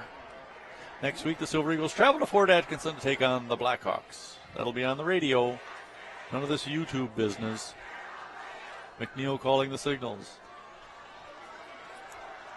Now looking to right side, throws out the screen pass, and it's short. He's looking for Murphy. Yeah, well covered by Horsemeyer. Murphy Penwell. Well covered by Horsemeyer, and the pass was well off the receiver, not even close. That brings up 4th and 5, and they will have to punt, and so we'll drop back Nururden. I do apologize if I'm butchering his name. Somebody knows and can correct me, I welcome it. No, I think you got it. It's just got a couple of R's right in a row there. Speaking as two guys whose names have been butchered often enough, we try and get them right, but forgive us. Oh, high snap pulled down by the punter. He gets off a low kick. This is going to bounce. Nurden's going to let it bounce. It's going to roll down inside the 30-yard line. Actually, not a bad kick after a shaky start. Down to the 29-yard line. Silver Eagle second teamers will take over 1st and 10 from their own 28.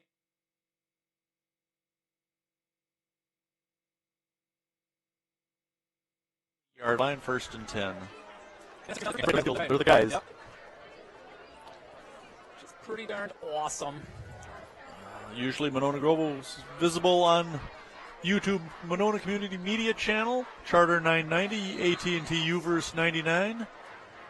But next week, being a road game, only available on WVMO, the voice of Monona, 98.7. You can go to the TuneIn app or mymonona.com to find the link. What do you think the odds are, Steve, of having a game against Fort Atkinson like the one we saw last year here at Monona Grove? Virtually nil, Bob. We'll never see a game like that again. I missed who the carry was. Jordan Bishop carried the ball. Are you sure? Looked like a keeper to me.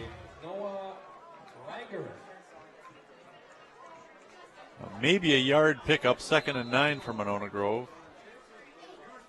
Boehner still in the backfield. I see Dante McCauley out there still at tight end. Let's see if we can make out some of these other players. Bishop calling the signals.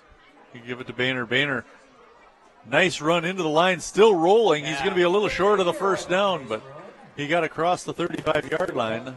Boehner, a 5'11", 176-pound junior. I think he's looking to lay claim to that starting tailback job next year, taking Jackson Thompson's place. Shane Duncan played some earlier this season, and he looked pretty good in that role, so he's another junior who could step up. 1st and 10. They give him the 1st down on that play. The ball at the 39-yard line.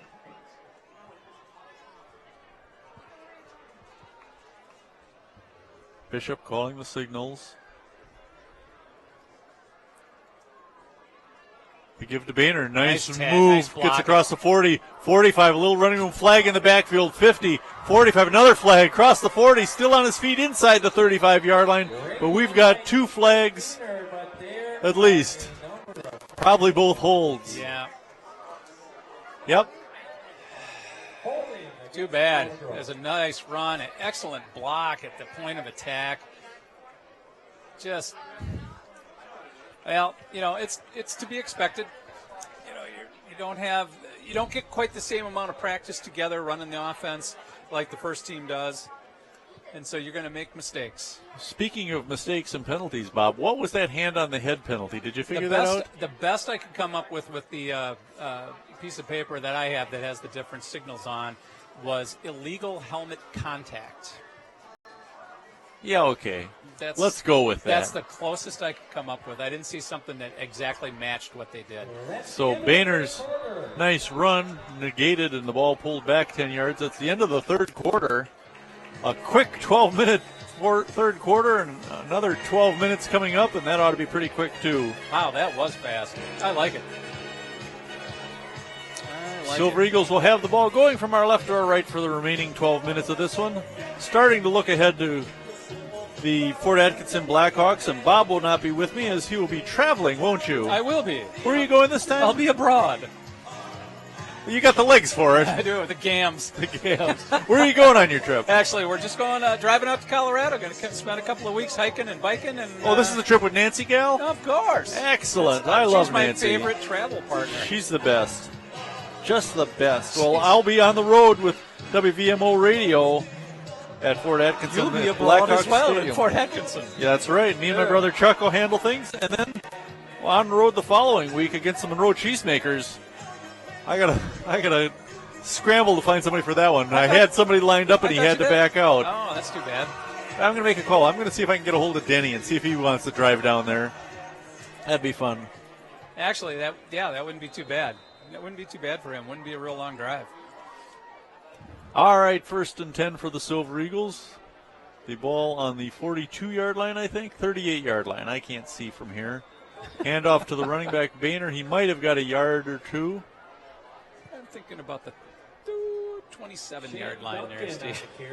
It says 38 on the scoreboard. It's my mistake for listening to them. Oh, that's right. That's before the penalty. They're still wrong on the scoreboard. It's second and about 20. Couple wideouts to the near side here. 25. Shane Duncan in the backfield now alongside Bishop. Duncan gets the handoff. Nope. Bishop on the keeper going left side. Got a couple of yards, but really not much. It's going to bring up third and a pile. pert near close to 20. Third in the pile. I don't see Monona Grove passing, though, so they'll probably just be not. punting this one away unless they can somehow break a long run. Shane Duncan in the backfield with Bishop. Duncan's run the ball pretty decently this year. I've got him 9 carries, 15 yards. So I guess it's not that great. It's been mop-up duty. Now we shift to the right side of Bishop. Running clock here as the Silver Eagles lead it 42-0. Bishop gets the snap. Handoff to Duncan. Duncan Nice across hold. the 40 and hammered. Yeah. He got hit. He got held up by number 32, Kalevi Brechterfield, the linebacker, but then one of the defensive backs came in and just Finished leveled off him. by Joshua Farney, the 6'2", 165-pound senior. Finished him off. All right, now Horsemeyer will come in to punt for the Silver Eagles. Will has not kicked that many times, only twice this year, but he's averaging 40.5 yards. Well, Monona hasn't had to punt very often this year. No, there was those 2 punts and then a quick kick by Ogden. Ogden had a couple of punts blocked in the first game. Didn't make any difference. Horsemeyer an end over end kick. It'll bounce at the 40 and go out of bounds at the 37-yard line, where the Edgewood Crusaders will take over. Under 10 minutes to play, 42-0 MG on top. Well, still the Silver Eagles, Bob, with an impressive 42-0 lead. The shutout is always nice, and 42 points, of course, is great. But there's still a few things that they need correcting on. Too many penalties. They got to protect the ball a little better. Yeah, a few too many penalties tonight, especially downfield blocking. It cost him a couple of long gains tonight, a couple of holds on downfield blocks.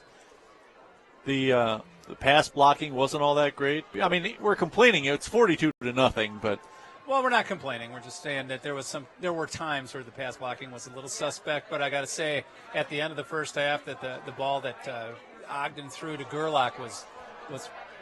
Nice catch. Nice catch. And Brent cannot get it. Boy, that would have been a heck of a catch because the pass was underthrown. McNeil going down the left side to Brent. Yeah. And Drake Brent not able to hang on to it. He had to reach back for that ball, but he had beaten his defender, and he was open, but McNeil just didn't get the ball out there. But back to my previous thought is that pass that Ogden threw to Gerlach at the end of the first half for the 42nd point, the pass blocking on that was just perfect. And Ogden had all day to wait for Gerlach to get open down the left side of the field. 2nd and 10, the ball on the Edgewood 37-yard line. 8.5 minutes and counting to play in this one. So we're seeing some subs on the field for Edgewood now. McNeil's still out there at quarterback. He's their 3rd quarterback to have played this season, and he's got the most playing time so far, it appears. Now he's going deep, looking for Brent again. Brent beats his man, and the ball underthrown, a flag in the defensive backfield. That wasn't near anybody involved in the play. Well, and once again, Brent opened down the sideline. McNeil just couldn't get the ball to him. Put way too much air under that one. If he could have got it out there, Brent would have had a touchdown. Yeah, Brent's man, the defender, had fallen down. Holding against the Silver Eagles, though. So defensive holding, and it might have been, I think they're going to call it on number 21, Samaj Nuruddin. And that was the defender on Brent. I think he was just trying to slow him down a little bit. Yeah, they throw it in the vicinity of the 40-yard line near the sidelines. They were the only 2 guys out there.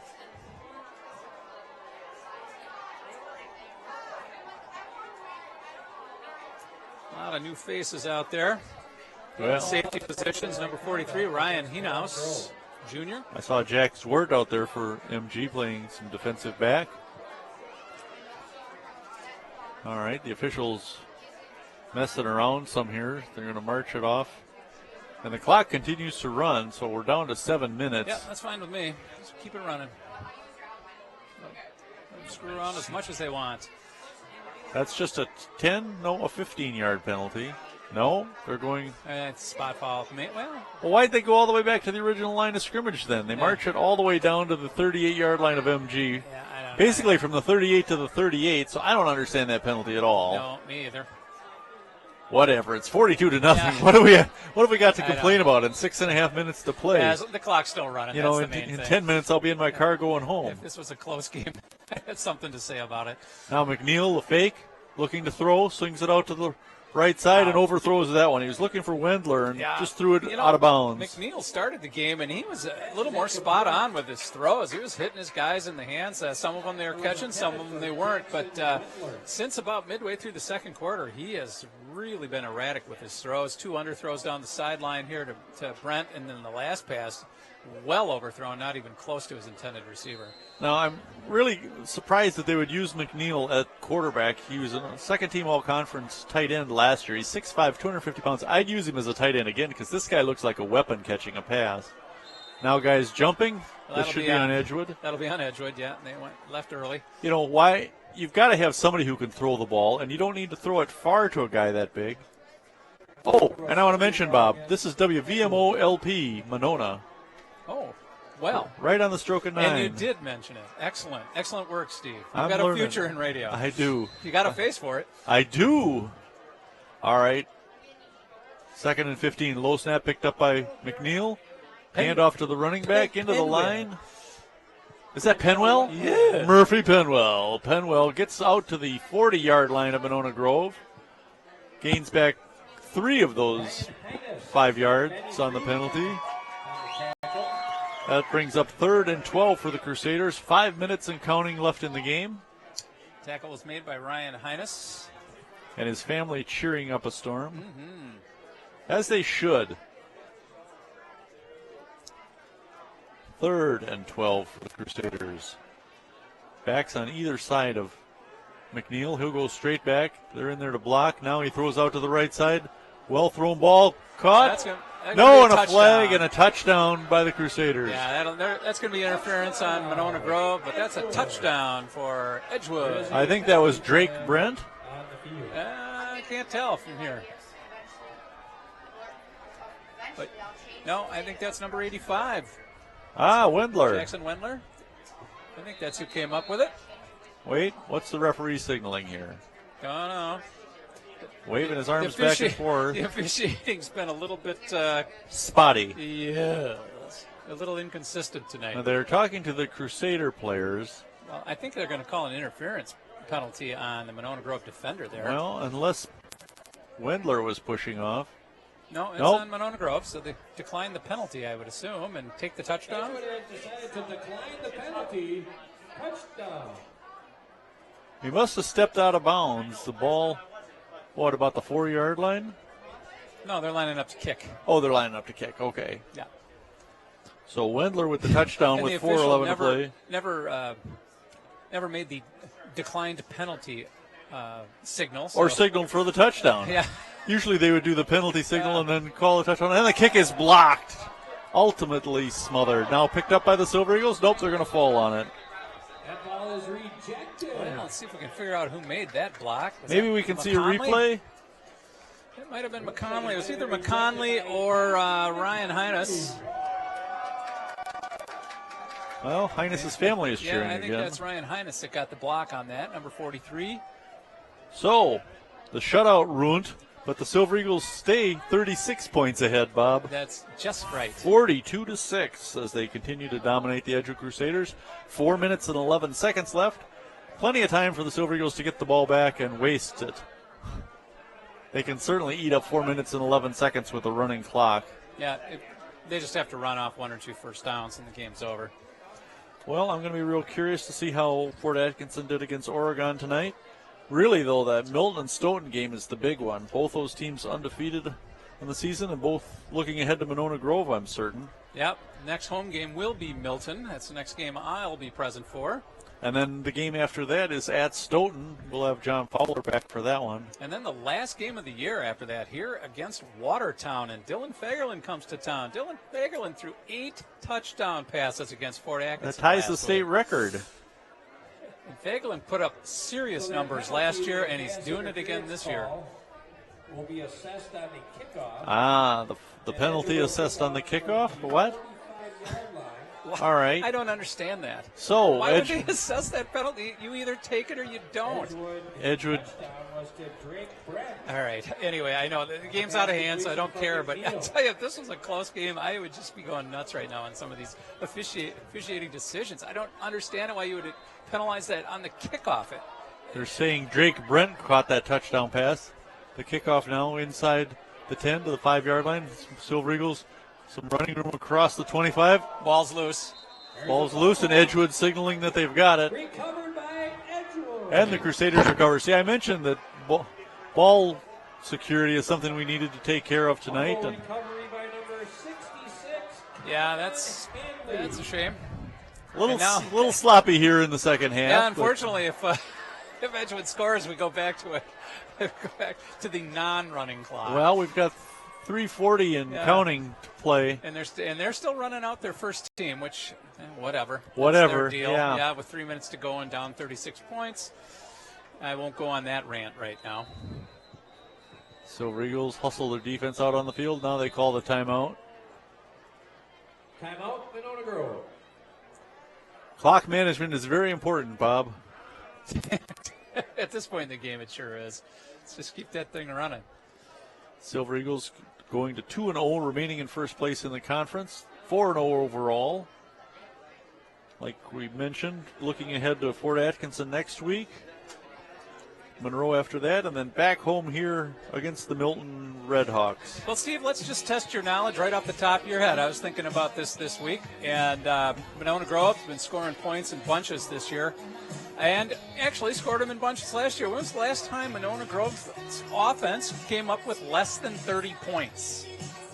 Less than 30. Yes. I probably have it in front of me. I would say against Monroe last year. Nice try. It was last year. Okay. It was after the Monroe game. Brookfield East. No, they scored 36 against them.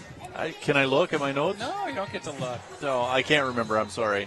Waterford. They beat Waterford 24-14 in the level 2 of the playoffs last year. It was the last time a Monona Grove offense scored less than 30 points in a game. Okay.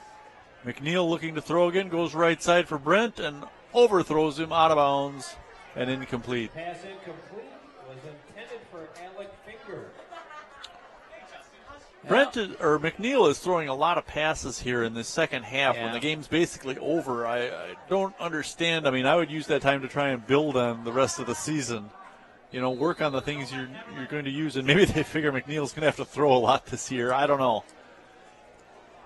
If this is the best quarterback you've got, though, this is going to be a long season for Edgewood. Well, and you can easily see the brace on the left knee of McNeil, too. Yep. There's a running play. That's number 22, Mitchell Wendler. Wendler pushed out of bounds near the 20-yard line. We got a flag back at the original line of scrimmage. Tackle made by number 51, Garrett Hansen. And looks like it's going to go against Edgewood. Yep, Another a hold. The clock running, though. We're down to holding penalties. We're down to 2 minutes and 10 seconds. Both teams tonight, a lot of them. 42-0, the Silver Eagles over the. I'm frankly surprised the officials are still looking for holding calls at this time of the game. They just want to be done with it. Ball back to the 35-yard line of Monona Grove. So first and, oh golly, look at all this. 20 yards roughly. McNeil calling the signals. Rolling to his right. Chase now. Throws it down the sidelines and overthrown, incomplete. Yeah, pressure put on by Highness there. Number 43, Ryan Pass Highness. is incomplete. Heavy We pressure. haven't seen much of Highness. He's 5'8", 170 and a linebacker. Under a minute and a half to play. Unfortunately, they couldn't conserve the shutout. I do like that goose egg. So when was the last time Monona Grove had a shutout, Bob? Pitched a shutout? Pitched a shutout. I can look this up right here. Wow, I'll have to think back on that because I don't think they pitched one last year. I don't know. If it's not last year, I'm not going to be able to tell you. Well, maybe, did they shut out Reedsburg last year, 20-0 or something like that, in the first game of 20-0, the first game of the year. You are correct. Right. Ding, ding, ding, ding, ding. Oh, the old stop and go. McNeil throwing deep over the middle, lofts one, incomplete. Went for the end zone, but threw that big rainbow arc again. He's got kind of a whip motion out there, and he just, a lot of times he doesn't get a lot on the ball, and ball tends to float. He's a big kid and a good athlete, but he's not going to play quarterback in college. They're going to make him something else. He was, I think, let me check my notes here. I think he was all-conference, honorable mention all-conference defensive tackle. He's a big guy, and he's probably miscast as a quarterback, but I'm not sure what that tells you as far as the rest of the bodies on the roster at that position. All right, we've got one more play to get off here. Pressure under McNeil, falling backwards. He throws towards the end zone. It goes incomplete, and that's going to do it. The Silver Eagles will win their 4th game of the season over the Edgewood Crusaders, 42-6. Alec Ogden with 2 touchdown passes, 2 touchdown runs. Jackson Thompson with a touchdown. Jalen Ostrowski returning an interception for a touchdown. That was a big play. That was really, well, no, the turning point was the opening kickoff, I think.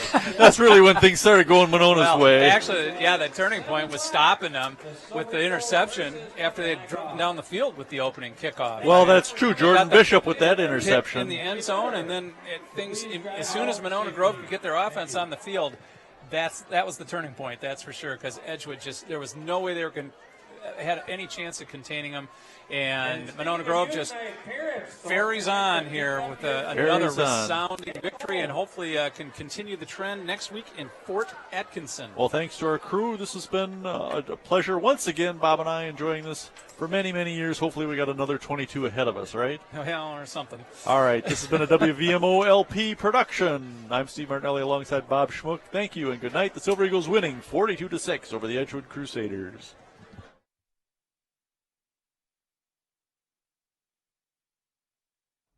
Monona Community Media would like to thank the following sponsors for tonight's broadcast of Silver Eagle football: the Herald Independent and McFarland Thistle, your local source for Monona Grove sports; American Family Insurance, Tom Vetter Agency. The Silver Eagle scoreboard is sponsored by Woolers Heating and Air Conditioning, specializing in design, engineering, and installing complete comfort systems. Woolers Heating and Air Conditioning.